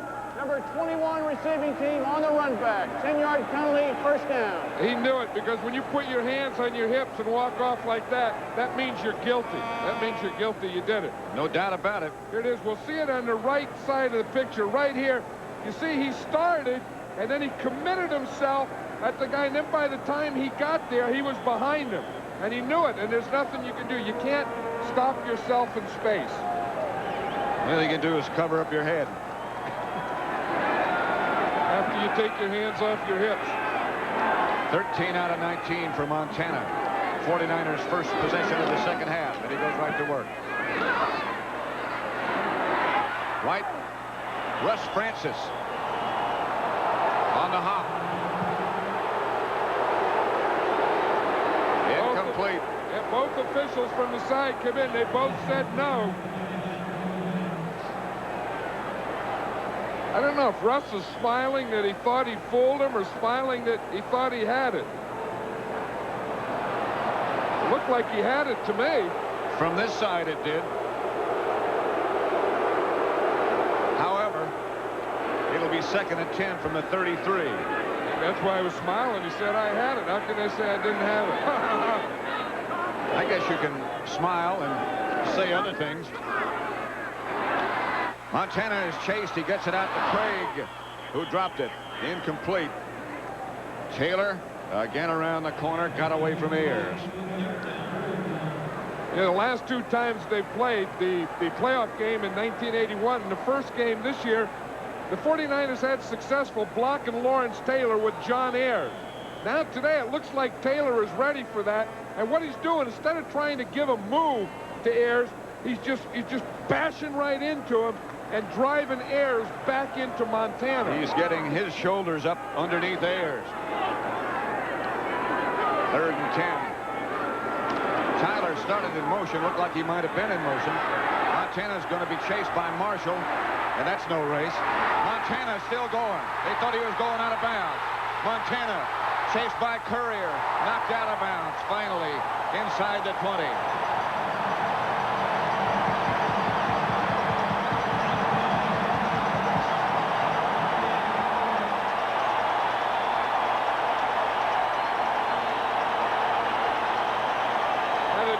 Defense really fell asleep on that play. Looked like they all thought that he was going to go out of bounds, and they all just seemed to relax. Although Joe Montana did show some quickness, did have good speed out here, He'll make a move right here on 23, Perry Williams. See, they thought he was going to go out of bounds. They were going to run him out there. He just cut right back in. Perry Williams says, doggone it, you beat me once. I'm going to get him. Bill Parcells says, I can't believe it, not the quarterback. Here's Wendell Tyler, stopped for a loss of a yard. That scramble, if you could call it that, that run by Montana, probably a better description, was 53 yards. He has 2 carries for 64 yards. Not a bad average. And that was the longest run of his career. He's a heck of an athlete. That's the longest run of a lot of guys' careers. That is a career. For those short yardage backs. 2nd and 13. Tyler lost 3. Solomon goes in motion. Montana back to throw. Picked off by Gary Reasons. Reasons has some blockers in front. Reasons in the foot race. Knocked out of bounds by John Ayers. Montana took a block from Lawrence Taylor, and they're both still sitting on the ground. Taylor is lying on the ground. Both Montana and Taylor are down. I think that same thing happened to Joe Montana again, Pat. I think on that one, he really didn't see Reasons. Here's Reasons, number 55, right in the left of the screen. He starts back. Montana looks. He looks all the way. Reasons was right there. Just throws it to him. Watch him switch hands now. He puts the ball out in his left, just like a runner's supposed to. He got a block there from Kenny Daniel. Outruns Bubba Paris, and John Ayers knocks him out of bounds. Lawrence Taylor is still down in the field. Watch Montana. If we stay with him long enough, we can see the hit he takes from Lawrence Taylor. It is close to being an illegal block. But Lawrence Taylor hurt himself with that hit, and he's still down. 3rd interception of Montana. This one by Gary Reasons, who returned it 33 yards. We have 12:10 left to play in the 3rd quarter, and the 49er lead continues to be 21-10. Lawrence Taylor has made it over to the Giants sideline. Here's Montana again, and here's what hurt Taylor. Well, the only thing that I can think there is he must have had his foot planted, and as he hits Montana, it's in the upper right-hand corner. You see right there, I think he has his foot planted, and he kind of trips there, and the foot stays in the ground, and he twisted the knee on that block. It sure wasn't from the contact. There he is over on the sideline with Leonard Marshall. Giants take over at their own 36. They dodged a bullet.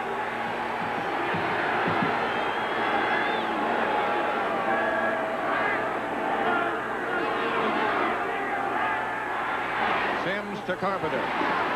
Carpenter to the 40. Gain of only about 4 before Ricky Ellison. And Big Hands Johnson bring down Carpenter. You know, I think so often when we talk about the 49ers, we see them over there still working on Lawrence Taylor. In fact, they're putting the ice bag now on the right knee, and then they'll probably put some sponge on it, and then they'll put some you know, an ace bandage around it, get some pressure on it. The word is he has a bruised knee and will return as Joe Morris gets very close to a 1st down. They're putting a sponge over Lawrence Taylor's knee. Got tangled up with Joe Montana's spikes on his shoes. The Giants are about a foot short of a 1st down. It looked right at the end of that play that they did get tangled up and tripped a little. I think that's what happened when Taylor had his foot planted. Well, you're talking about 2 pieces of valuable merchandise when you talk about Lawrence Taylor and Joe Montana. What the trainer's doing there is he's making a donut to cover the bruise. Then they'll put tape over it and get him back in the game the next series. 3rd and short. The give is to Morris. It's a Giant 1st down. Ricky Ellison on the tackle. He's the leading 49er tackle on the season. You know, excuse me, John. Go ahead. 10:43 left 3rd quarter. I was just thinking that, you know, you talk about the 49ers, you hear about the 49ers, you think so much offense, but I've really been impressed with this defense. The way they play and hit and cover, and play so many guys. The substitutions, 9 defensive linemen. They play about 7 linebackers. The secondary play in different positions. They're really impressive. Sims to throw. Pump fake. Or to try to throw. He's down in the hands of Dwayne Ford. The 4th sack of Sims by the 49er defense. I'll tell you, William Roberts, the left tackle for the Giants, is having a problem over here. He's had Fred Dean, and we've seen Fred Dean beat him a couple times. Now he's going against Dwayne Ford. He just didn't get his feet moving. He had his feet in the ground, and he tried to do it with his hands. Then he got his arm around him. If you're going to block a guy like Ford, you have to get those feet moving. You can't have your feet planted in the ground, I don't think. If you remember, he also had a problem with Jeff Stover. He's got Dean this time. Morris, a sweep to the right. Got up to about the 43. Tom Holmoe made the stop. Dwight Hicks has not returned. And on the other side of the field, they're working still on Lawrence Taylor. It's a bruised knee. Oh, that's why I would see the sponge and the donut then the hole covers the bruise and the sponge is on the outside. This is a situation the Giants really don't want to be in, this 3rd and long. You talk about them coming. This is when they really come. And now Dwight Hicks is back. Playing free safety. Here's Sims. Look out, Phil. By Lionel Manuel. It is a catch. It is not a first down. Looks like it's about a yard shy. Yard and a half, maybe. You know, Phil Sims is trying to talk Bill Parcells into going for it on 4th down. The punt team started in, and he started to wave them off. And you saw, if you can read lips, Parcells saying, punt it, punt it. Sims wants to go. Quarterbacks always want to go, don't they? And the fans. The quarterbacks, the fans always want to go. Coaches and their parents don't want them to go. Parcells said he told his team during the week, we'll run the game, you play the game. McLemore signals fair catch at his own 14. Elvis Patterson was right down in his face. Here comes Lawrence Taylor, limping back in. 30-yard punt, no return. It's still 21-10, 3rd quarter. Gabe. San Francisco 21-10 over the Giants. NFC wild card game. NFC divisional championship game, I could say. The Giants are the wild card team.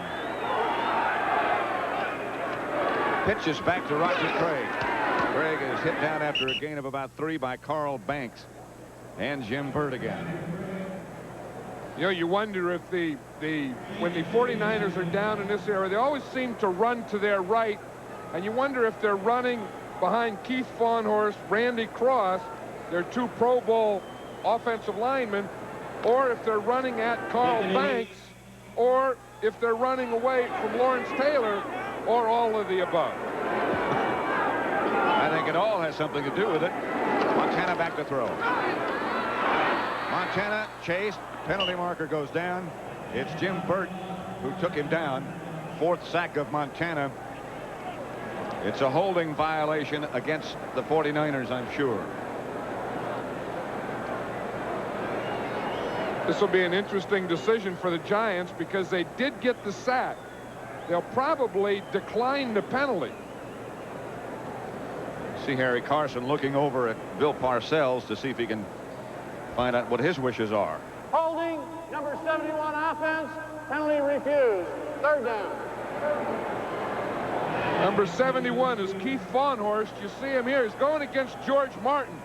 Martin gets that hand up under. He throws that hand up underneath. Now, to me, that's not holding. I think Martin put his arm in that position. What the heck? Early in the engagement, it looked like Fawnhorst might have grabbed him by the face mask. Montana has Francis, and he drops it. He had it right there. There you are, covering your head again.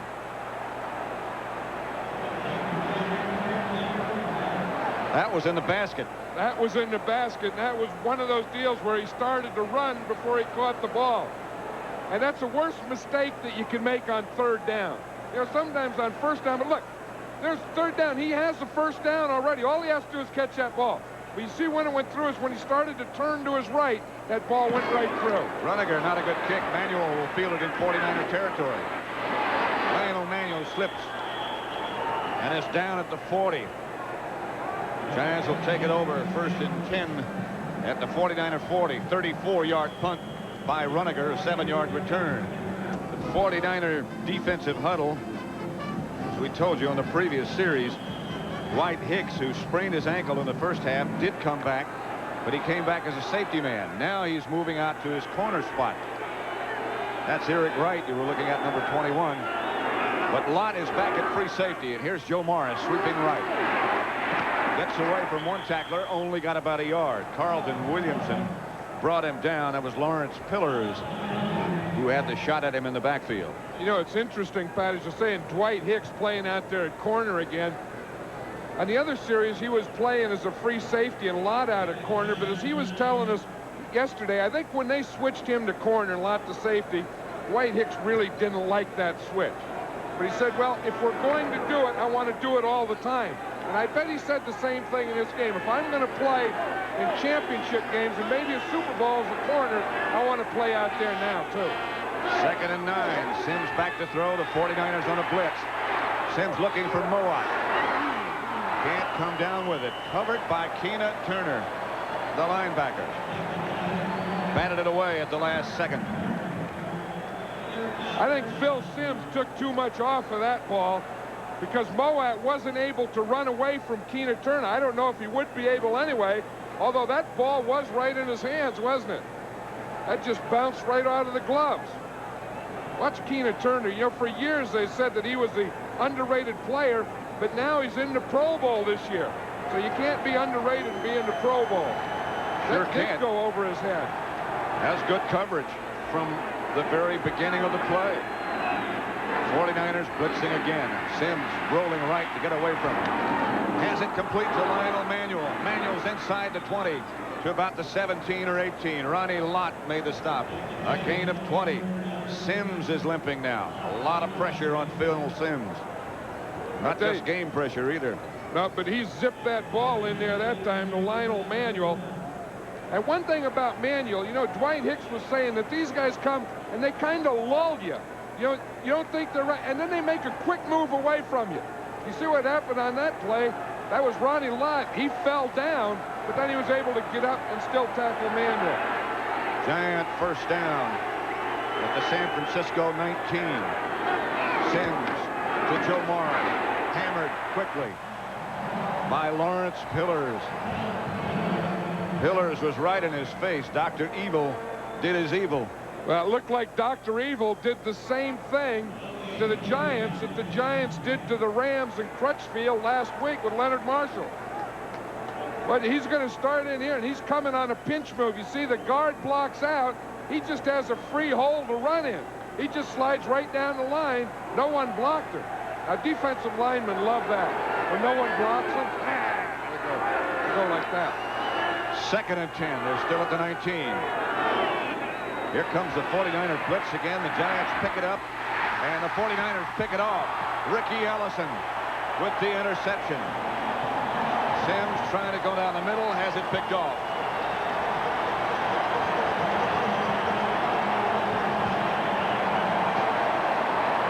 He was trying to throw that ball to Rob Carpenter in the middle. It was really a force because I think Ricky Ellison had Carpenter all the way. Watch him. Here's Ellison 50. Now watch Carpenter come across here. Carpenter stops. He didn't even keep running, and Sims led him. Ellison was standing there the whole time. That's something I don't think you can charge to Phil Sims. No, that's what you charge to miscommunication or whatever. Ricky Ellison charges that. Hey, that's a good play. What are you talking about? Communication. Montana on first down. Under pressure. Gets it to Craig. Craig is caught from behind by Carson. Kevin Belcher shaken up on the last play. The Giants center checking his neck. Well, he's had a full day. He's had a play against Mana Tuiasosopo, Michael Carter, Louis Kelcher. They just keep bringing those guys in on them all day. That's just part of their theme of defense. Keep them fresh for the fourth quarter. And they've done a great job of doing that. Here it's back to Tyler. Tyler hammers into the pile, is stopped for no gain, or very little. Leonard Marshall, the tackler. Francis involved in a shoving match with several Giants.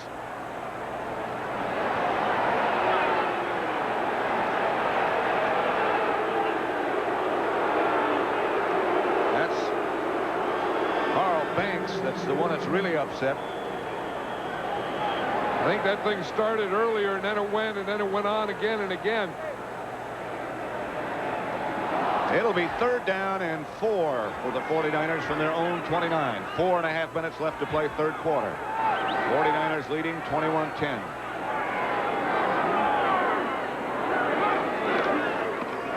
Montana with lots of time this time.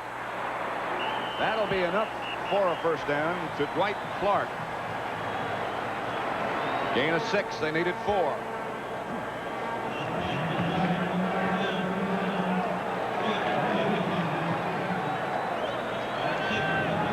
There's a guy who's proud of his interception. Look, he puts his name on it. Puts his name on it. Said pick 3. You know, they call interceptions picks sometimes. So it's his 3rd pick. Ricky Ellison, he'll get that ball that he picked after the game because he puts a tape on it. We're going to play in the playground. We're going to play with Ricky Ellison's ball. Here's the fake to Craig. The rush by McGriff. The completion to Cooper. Cooper is hammered by Kenny Daniel and by Gary Reasons. Well, the fans had to wait a long time to do that. That's Earl Cooper's first reception today, and anytime he does anything, they give one of those yells, "Coo!" and you think they're booing. There's nothing to boo. They're just cheering for Earl Cooper.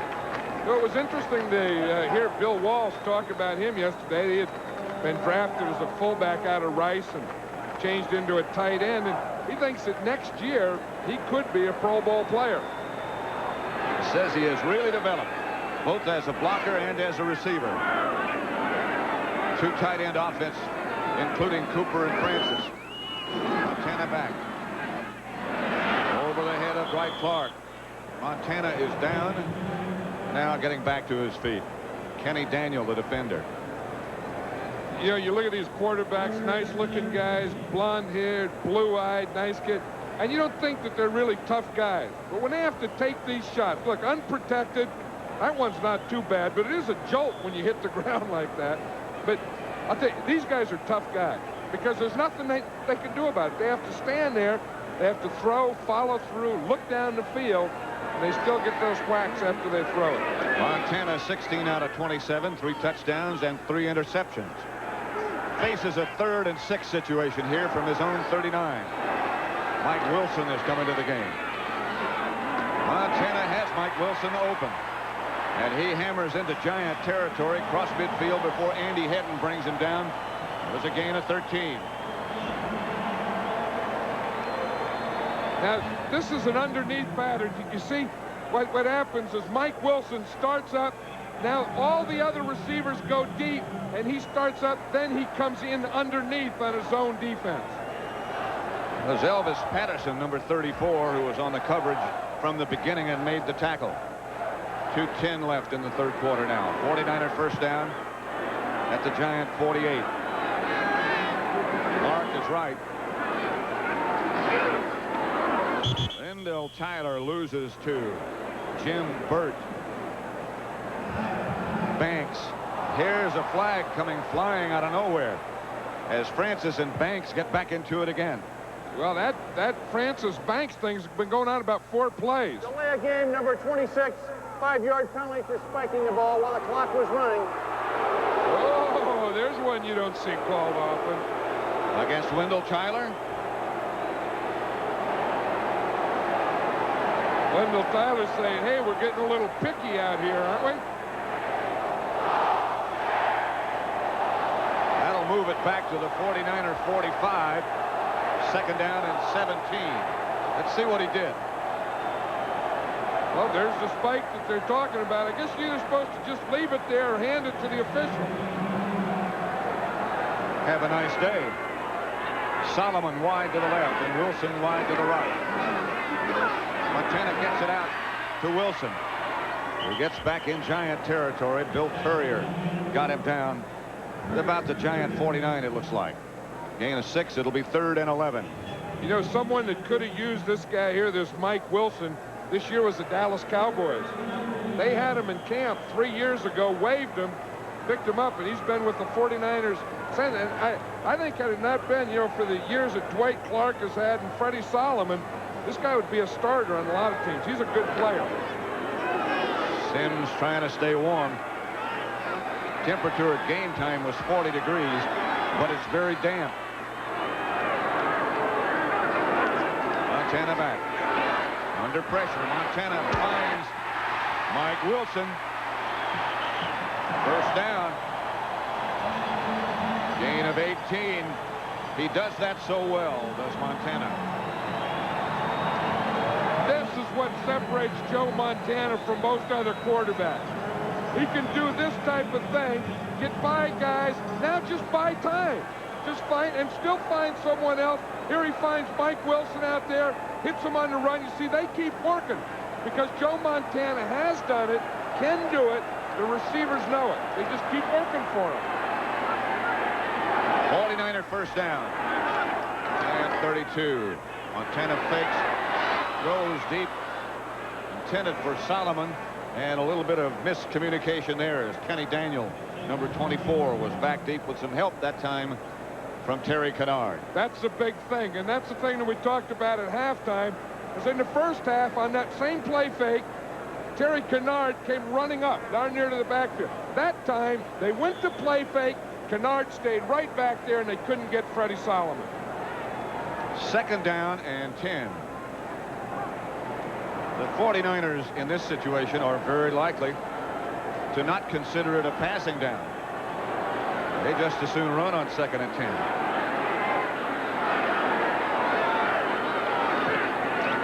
Gonna throw. Here comes a Courier blitz. The completion is to Cooper, and Kennard is right there.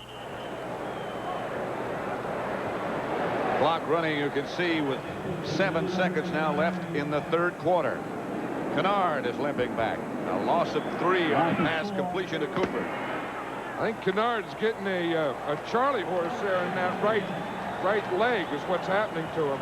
But I tell you, that was the difference. You know, in the first half, he went for the play fake. And this half, I think they talked about it, and he didn't go for it. Let's see if we can watch it here. Now, here's Terry Kennard here. The 49ers are going to go play pass. Earlier, he had run up here. Now, this time, when he saw the play pass, Montana goes back. Instead of coming up here, he runs out this way, and he helps here on Freddie Solomon. Now, that's a different type of play. See the play fake here? Now he doesn't come up. He comes over and looks right now for Freddie Solomon. You see? And right there, they had the double, and Montana had to throw it away. So that's the end of the 3rd quarter with a score 21-10 San Francisco. And we now pause for a word from your local statement. Another quarter to go. The 49ers leading the Giants 21-10. This drive started at the 49ers' own 22. They've kept it 11 plays. 5 minutes, 35 seconds have elapsed. They have converted successfully on 3 third down situations in this drive, and they face it again. 3rd and 14. Clark shy of the first down by about a yard. Perry Williams came up to make the stop. Well, Clark is upset with himself. He thought he read that thing perfectly, and he doesn't like the spot that he got. He was right there. He was watching that marker out there because we can see that the marker is right in front of where Clark catches the ball. Now, look, he just gets beyond it and catches it, moves the ball up there. Look, he's looking at the spot right now. He wants it right there. You see, now they move the marker out of there. Right there, he's going to be short. No, he was short. He was well short. They say now it's about a foot and a half, it looks like. 49ers are going to go for it. I think they gave Clark the advantage of the spot on that one. Wendell Tyler comes back in. Clark now has caught 7 passes. for 85 yards. 4th down and a lot of inches. 3 out of 4 on attempts for the 49ers on 4th down when they've chosen to go for it. 60,303 in attendance. The 2nd largest crowd in Candlestick history. They're going to go. This is not one of the strengths of the 49ers. Offense and short yardage and goal line. Montana never did feel confident with that play.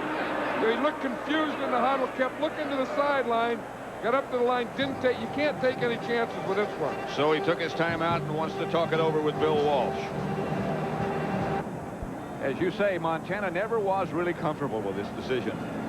Well, it looked like he didn't understand what the decision was. You see right there, I think he says you want a timeout. So now he's looking at the defense. He doesn't like what he sees over there.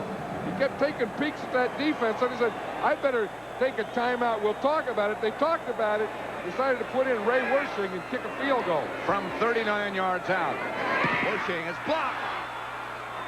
The Giants' Pete Shaw has it. Elvis Patterson blocked it. That's the decision they'll talk about after this game is over. Hey, Elvis Patterson came from the left side, and he just blew right free. Blew through there free. Got right around the corner. The kicker was down. Wersching was down. Watch on the right side of the screen. Here comes Elvis Patterson, 34. Watch him. He comes free, just lays out, and gets right in front of Ray Wersching. Pete Shaw picks it up.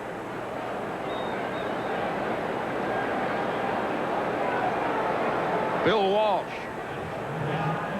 not happy with the result. Giants take over.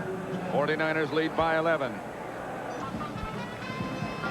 Now here's the block. Now here's Jeff Stover, 72. He has to block the inside guy here with his hand. Plus he has to bump this guy. But this guy, Elvis Patterson, comes from the outside, doesn't get bumped, comes in here and blocks the kid. See now Stover, the outside guy, 72, he steps down. See, when he steps down, Patterson's right by him, and he gets the block right there. Watch the kicker, Ray Wersching. Watch what happens to Patterson after he makes the block. He goes and looks for the kicker, knocks the kicker right into his guard. The kicker said, well, they didn't tell me about these things at kicking school. The kicker had 2 bells rung on that one. That's some fraternity, that kicking fraternity. Sims goes right to work. That's Mowat. Mowat lunges close to a first down. Ricky Ellison on the stop. Mowat slow getting up. 9-yard gain, a little bit more than that. Mowat's in pain. Well, you know, he's been in the last month of the Giants season. He has really come along. He's always been a good blocker, but he's really developed as a receiver. 4 receptions today for Mowat. The handoff is to Morris. Morris will get the first down. Not much more. Mike Walter on the stop. Ray Wersching, who took that double knock. They're counting his teeth, see if he got all that stuff in there that he left the bench with. Looking in there to see if he's still got his balance.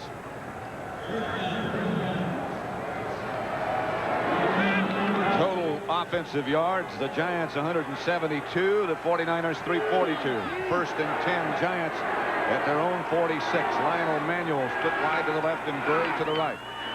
They fake. Outside to Morris. Morris scoots down the sideline, gets another first down. They're at the 49er 40, knocked out by Keena Turner. That was a heck of a play by Phil Simms there. You know, they talk about a quarterback touch. He really had a touch here because he was getting rushed.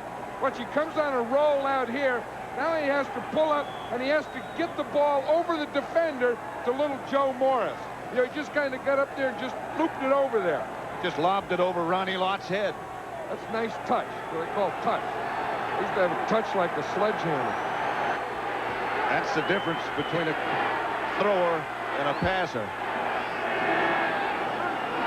Sims back. Gets it down the middle. Mowat. The pass is incomplete. It was again intended for Morris. Jim Burt, you can tell he spent a long day in the trench. Well, he has a broken hand. One of those things. I was talking to him last week about Lawrence Taylor would throw the ball way high in the air and Burt would try and catch it. Well, heck, a guy like that, look, his arms and shoulders are so big he can't even lift his arms over his head. He can't catch a ball. So I said, you'll never catch a ball. He said, well, it's my hand. I got a broken hand. Showed me the back, no knuckle, then showed me where it came through in the front. He's even got his gloves taped. Now that's serious. Sims gets out of trouble for a minute. It's complete. That's Joe Morris. An 18-yard gain. Ronnie Lott was the defender. Phil Sims, 2 plays in a row, has made excellent throws. This one, I think he had to come out sidearm on it. The one before, he got it over the defense. Now watch him. He has to scramble here. I think this one he has to get under the defense. Well, it just got right by the defense. Fred Dean fell down. Joe Morris is only listed at 5'8", but he grew to about 6'6" right then. First down, Giants, 49er 22. Morris tried the right side. Keena Turner stopped him. You know, it was interesting. Yesterday, Bill Parcells was telling us that, I want to be in the game in the 4th quarter. He said, I don't know that the 49ers have ever had any pressure on them in the 4th quarter this season. He said they just blow out everyone early. He said, I hope we can wear them down. The Rams last week thought they would wear the Giants down. They didn't.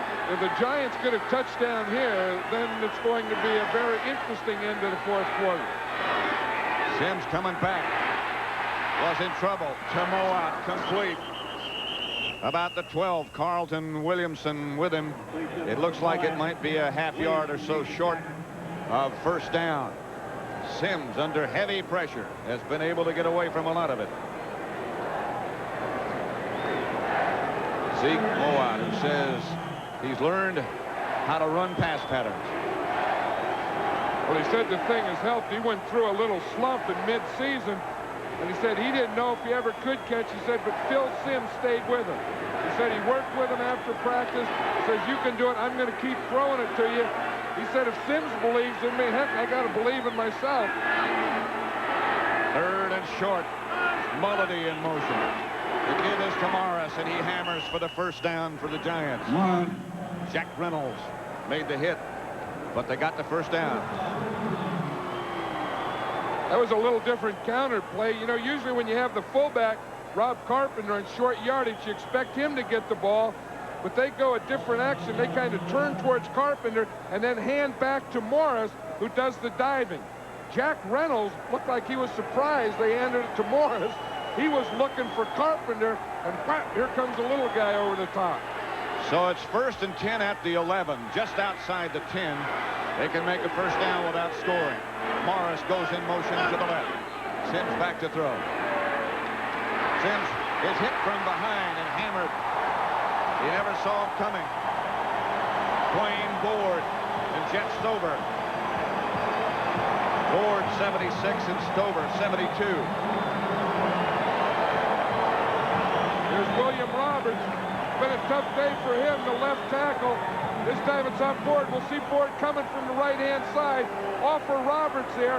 Sims is just looking down, and he gets it from the backside from Dwayne Board and the front side from Jeff Stover. Sims has been sacked 5 times. Board has 2 of them. Line of scrimmage now is the 16.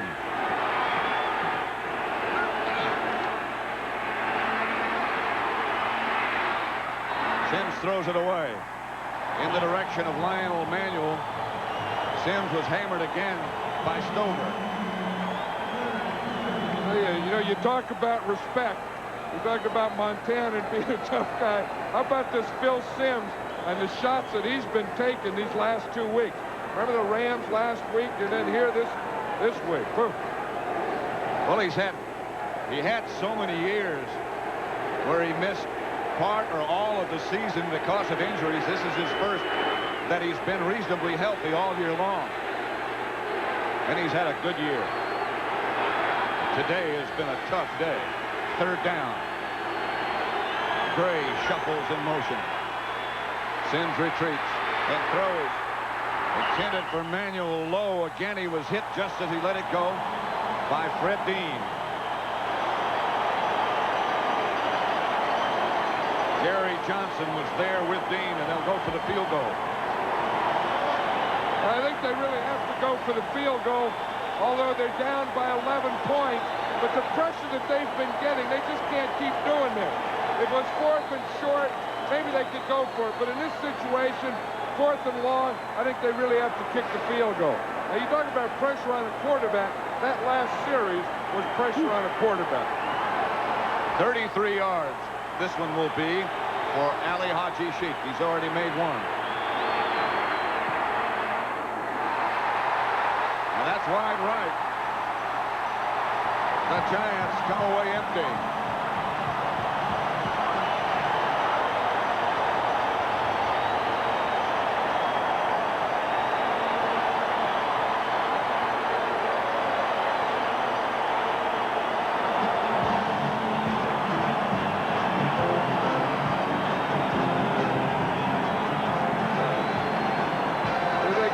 Just see the ball.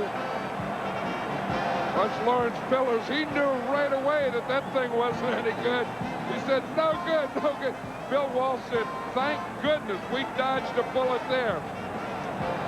9:43 left to play in the contest, and the 49ers still lead here on CBS. And now on first down, let's see what the 49ers do on their own 20. Ringo Tyler, maybe 2. Lawrence Taylor, Gary Reasons, Kenny Daniel, all involved. The 49ers have a little more than 9 minutes left to go with an 11-point lead. This is where most of their runs start to come up. When they get in the 4th quarter with the lead, they start to run. This year, they've run about as many times as they've passed. But that doesn't mean it, because when they really need it, they pass, and they run to eat up time in the clock. Solomon comes wide to the left. They look in that direction. Montana gets it out to Tyler, who breaks away and gets a first down before he's dragged to the ground by Harry Carson. First down, 49ers, a pickup of 13. Well, the Giants have to get the ball back, and the one thing you can't do is miss tackles here. You see again, Montana starts to look to the left, comes out here. Watch Kenny Daniel. He comes up, misses a tackle, and allows another 5 yards. That other 5 yards got him the first down before Carson made the stop. Now let's see if they start that offensive series with their sweep again. Craig moves over. Throw it. Clark still on his feet. And again, it's Carson who hustles out there and brings him down, but it's another first down. You know, that was one of the few audibles that the 49ers used. I think they were going to run a sweep, and then Joe Montana looked out there to the right, and you see he sees a corner way off at Dwight Clark. So on first down, he just went red, said red. Now that made it a live audible. Then he just threw it out there to Clark for the first down. He looked out there. I think they were going to sweep to the left, and they audibleized to that out there to Clark. Clark has caught 8 passes for 98 yards and the first touchdown of the day. The delay to Craig, stopped by Leonard Marshall. Right back at the line of scrimmage, maybe a foot or two, but not much more than that. You know, you haven't heard much from Leonard Marshall today. Remember last week against the Rams, he had the big game, and I think they've been doing a pretty good job over there on him today. Bubba Paris. Bubba Paris they list at 295, but I think that's conservative. Well, Bill Walsh said he's 300 plus. He said he could play best at 290, but he's 300 plus. Second down and 10. Here goes Solomon in motion. Montana back to throw. Throws quickly. Almost picked off. Bill Courier was close by. It was intended for Dwight Clark, but he never looked back. Well, remember earlier in the game in the first quarter, Bill Courier had one like that. And after he missed that first one, then the 49ers started to operate. But look, Dwight Clark was still in his move. He didn't even know the ball was thrown. He's still working zigs and zags and bumps and stuff. Joe Montana said, hey, Dwight, I don't have that much time. I mean, you give me fake right, fake left, fake right, fake left. I got to throw by then. 6:50 big down here for the 49ers and the Giants. They need the ball back. Montana was chased by Courier.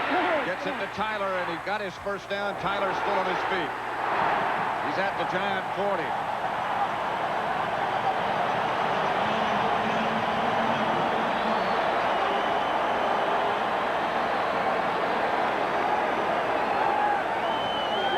This is the type of thing that Montana can make. Watch here. We'll see Courier here. He's going to come on a blitz. Montana starts back, sees him, and runs right around the blitz. Watch, it's a safety blitz. Here comes Courier. Montana sees it. He just runs right around Courier and crap, hits Wendell Tyler for the first down. If this guy isn't the best quarterback in football, I don't know who is. Well, maybe someone say Marino. They might. Tyler ducks inside and picks up about 5. Harry Carson on the stop. Here's Lawrence Taylor involved in a fracas. I don't know who it is. Dwight Clark, I think. No, it's John Frank.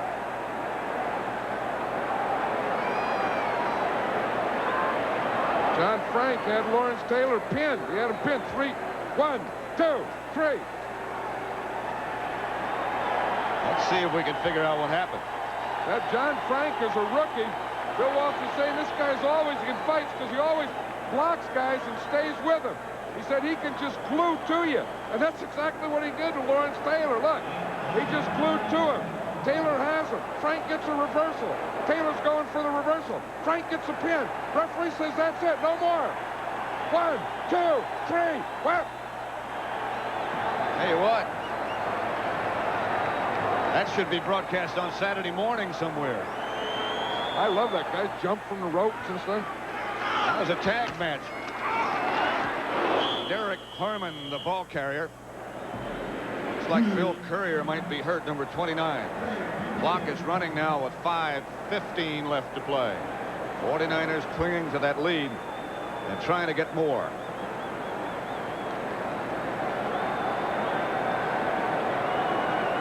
It looked like Courier, when he went to make the tackle, he's going to be right here. And it looks like he caught a knee. Looks like he just caught a knee right in the stomach as he goes to make the tackle. Watch it right here, right there. Maybe he caught that left knee right below the sternum. Derek Harmon was the ball carrier. Courier still down. 5:13 left to play. Bill Courier up and standing over in front of the Giant bench now. Appears to be okay. Elvis Patterson has taken his place. Here's the hit. Looked like it was more of the jolt to the head and shoulders, but the knee could have just got him in the stomach in addition to that. Looks like he might be okay now. 3rd down and 7 from the 37. The Giant 37. Montana retreats. To Clark. Clark is out of bounds. Knocked out of bounds by Perry Williams. Montana had to throw that ball while backing up. Casey Merrill was so upset because he was that close to Joe Montana. He was that close, and that's what's so frustrating for a defensive lineman. You run all that way to catch the guy, and just as you get there, just before you get there, watch him here. See, there's Merrill coming up the middle, and by the time he sees it, Montana's throwing that ball. Clark hadn't even turned when Montana threw it. But look what happens when it's there. Right there for the first down. And his 9th catch of the day for 112 yards. That's Dwight Clark. John Frank is in the game as the 49ers go with 2 tight ends and send Wendell Tyler around the right side. Terry Kennard made the stop. Tyler went out of bounds. Ball was on the ground, but the officials say he was down, and the clock continues to run.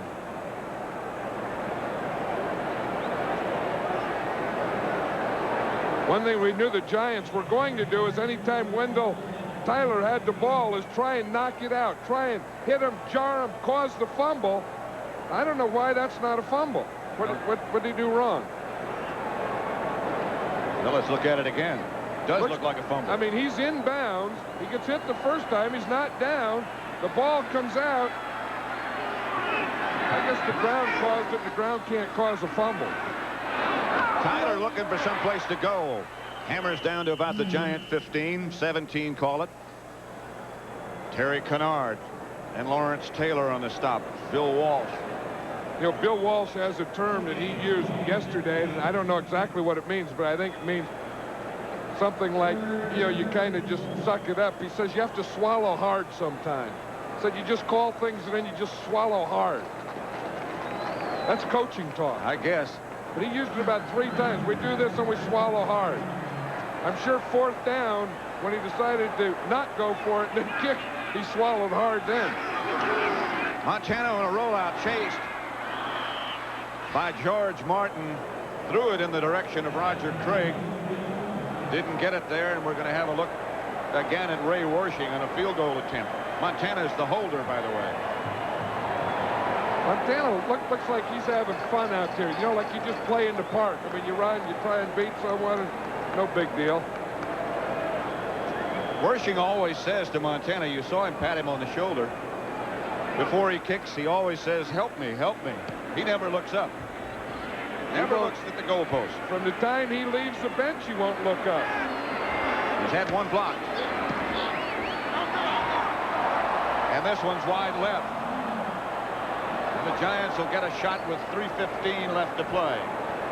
And the 49ers leading 21-10. I think he tried to get rid of this ball before Patterson from the outside is coming. He may have been a little quick on this because the minute that he kicks it, he knows right then that that thing's no good. He had the one before block. He may have been looking a little at 34. That's Summerall and John Madden at Candlestick Park. 49ers didn't score. They missed the field goal, but they ran off 6 minutes and 28 seconds off the clock. Sims will go out of the spread formation. Gets it to Tony Galbraith. Out to about the 25, a pickup of about 5. Ricky Ellison on the stop. Sims has gotten them to hurry up. Just over 3 minutes. They go without a huddle.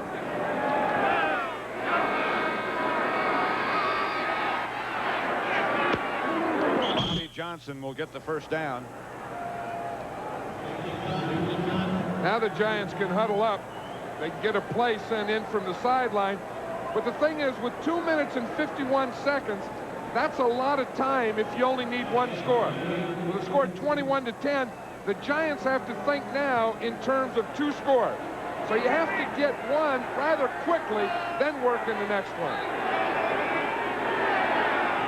Sims has some time to look at the defense. They don't blitz. It's a 4-man rush. Outside to Galbraith. Incomplete.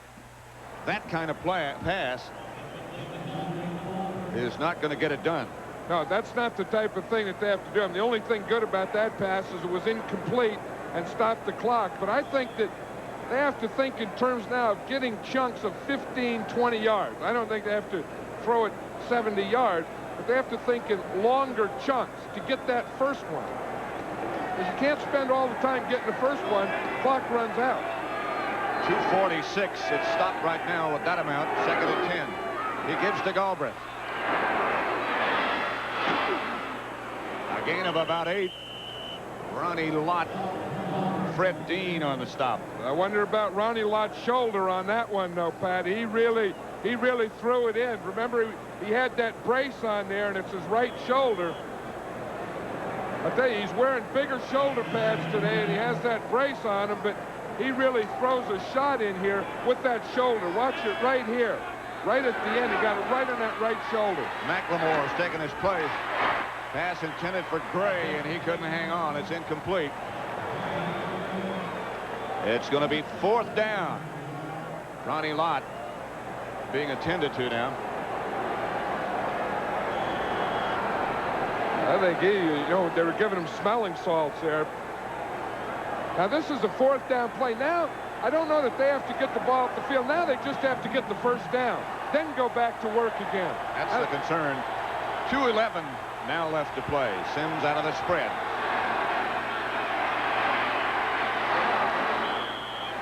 Bobby Johnson. Pass complete, out of bounds, stops the clock. 2:06 left to play. Dana McLemore, who replaced Lott.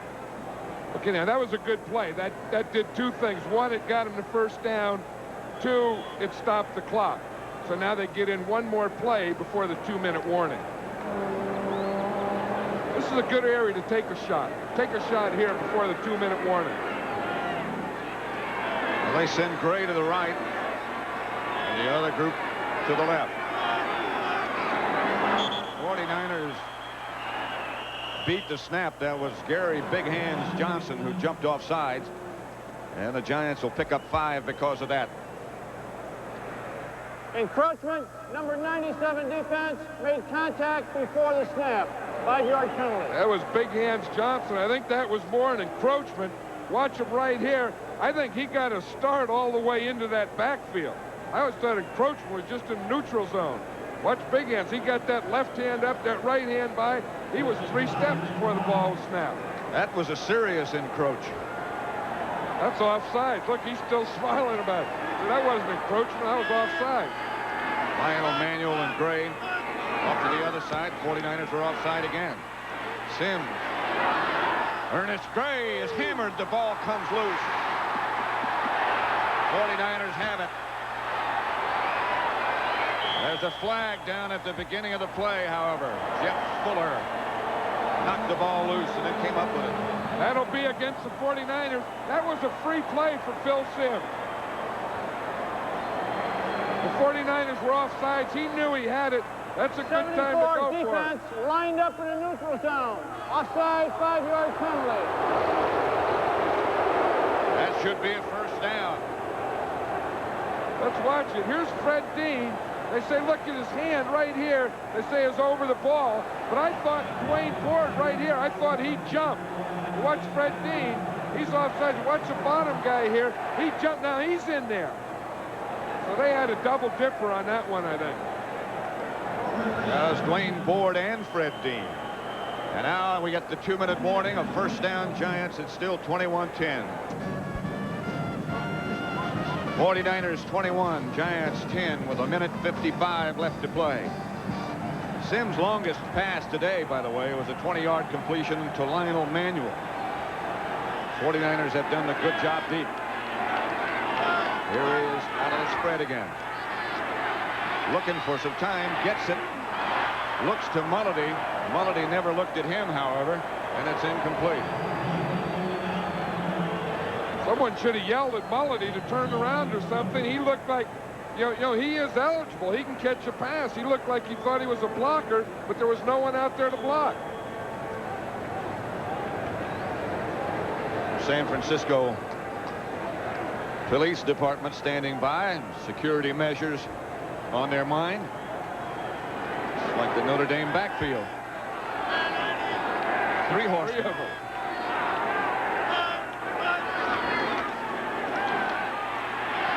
Sims gets it out to Mulledy this time, and he gets out of bounds and gets a Giant first down, knocked out by Dwight Higgs. That's probably what they told Tom Mulledy in the huddle. He said, look, if they're not going to guard you, they're not going to watch you, I'll just send it and throw it out there to you and get a first down. Gain of 13. Sims limping just a little bit now. But again, with 1 minute 44 seconds, I would think that they have to direct at least the first 2 into the end zone. Try and get that score, then the onside kick, then go for your second one. They have all of their timeouts remaining, by the way, in this NFC Divisional Championship game. Sims out of the spread.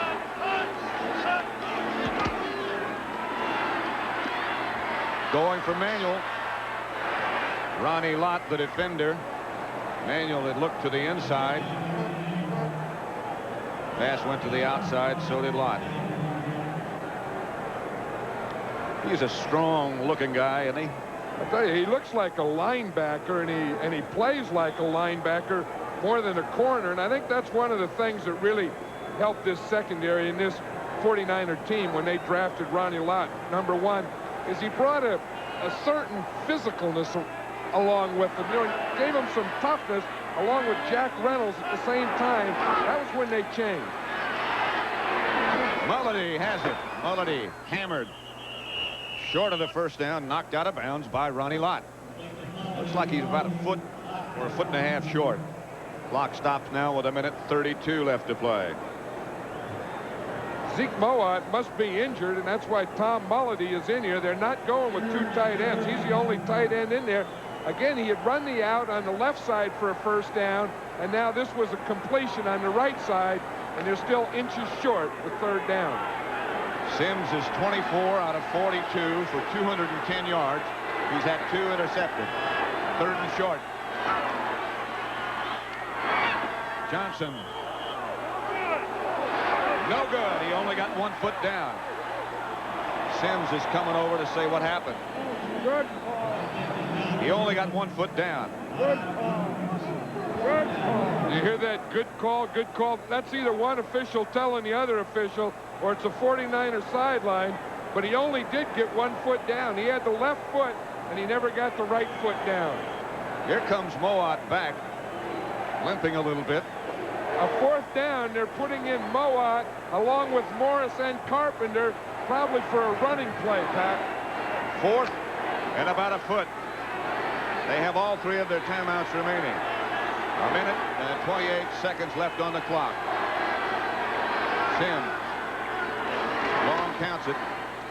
I don't think he got the first down. I don't think he got it. No, sir. The 49ers defense does the job.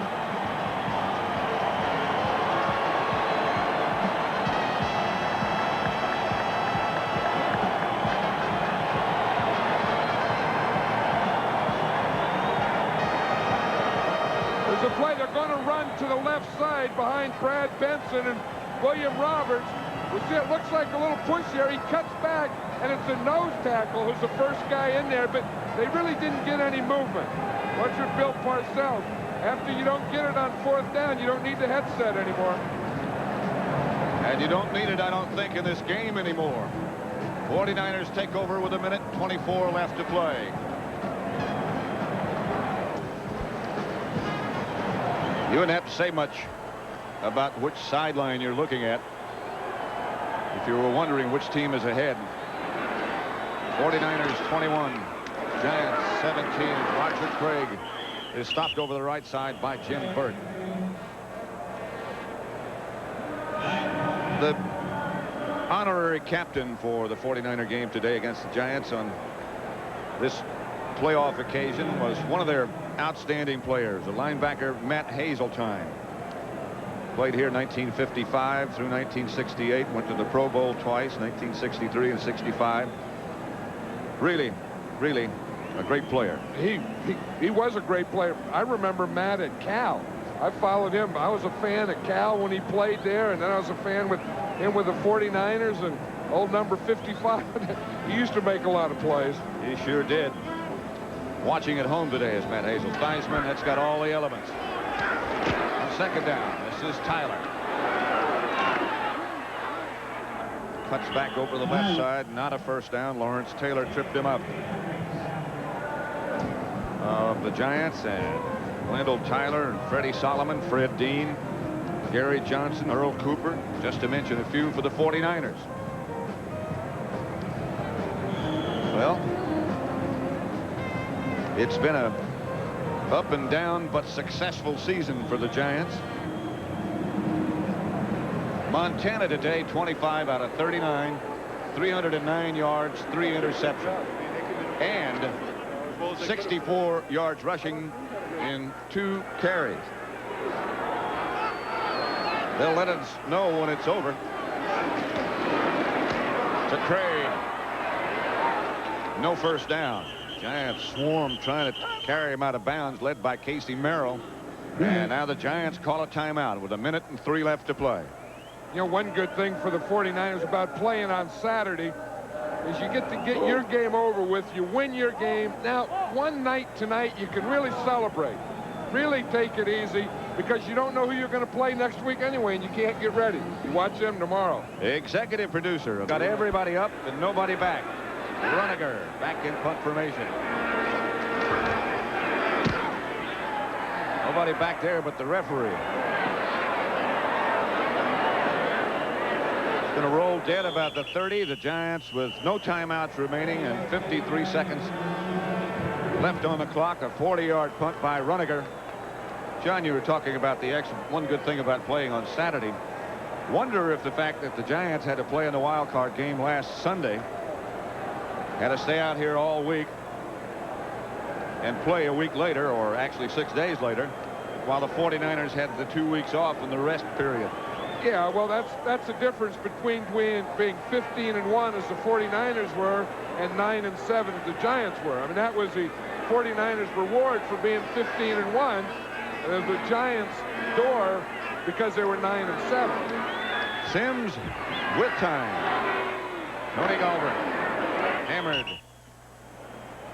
by Todd Shell, 49ers high draft choice. Mike Walter also part of it. They really like Todd Shell. Well, they think that, you know, they've used him on special situations this year. I think when he becomes a starter, he'll really be something. Sims is hammered by Fred Dean, and this time it's Dean who stays down, and now Sims falls over him and sits on him. Fred Dean is probably staying down because he's tired. It's been a long day for him. I will say one thing, though, about the 49ers. I really felt San Francisco's ball. I really felt the second half they looked a lot fresher. They're giving the 49ers the ball on this. They said it's not an incomplete pass. It was a fumble. They said as he was hit, as Fred Dean hit Sims, they called that a fumble. What the rule is, if his arm's going forward, then it's an incomplete pass. I guess the referee thought that his arm wasn't going forward, that Fred Dean knocked it forward. At this point, it's academic. See, as he gets hit, I guess that is a fumble, huh? I think it is. He was starting to draw it back, but his arm had not started forward, I don't think. So the 49ers now on a spot to just run it out. Which I'm sure is exactly what they'll do with 22 seconds left on the clock, and Montana just crouches down. Bill Parcells. Never happy when you lose, but it's been a rather satisfying year for Parcells, I'm sure. Coming over to shake hands with Bill Walsh.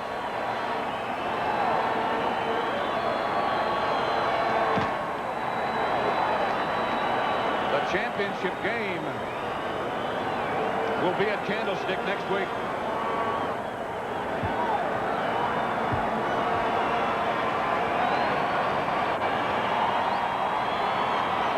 Final score, the 49ers 21, the Giants 10.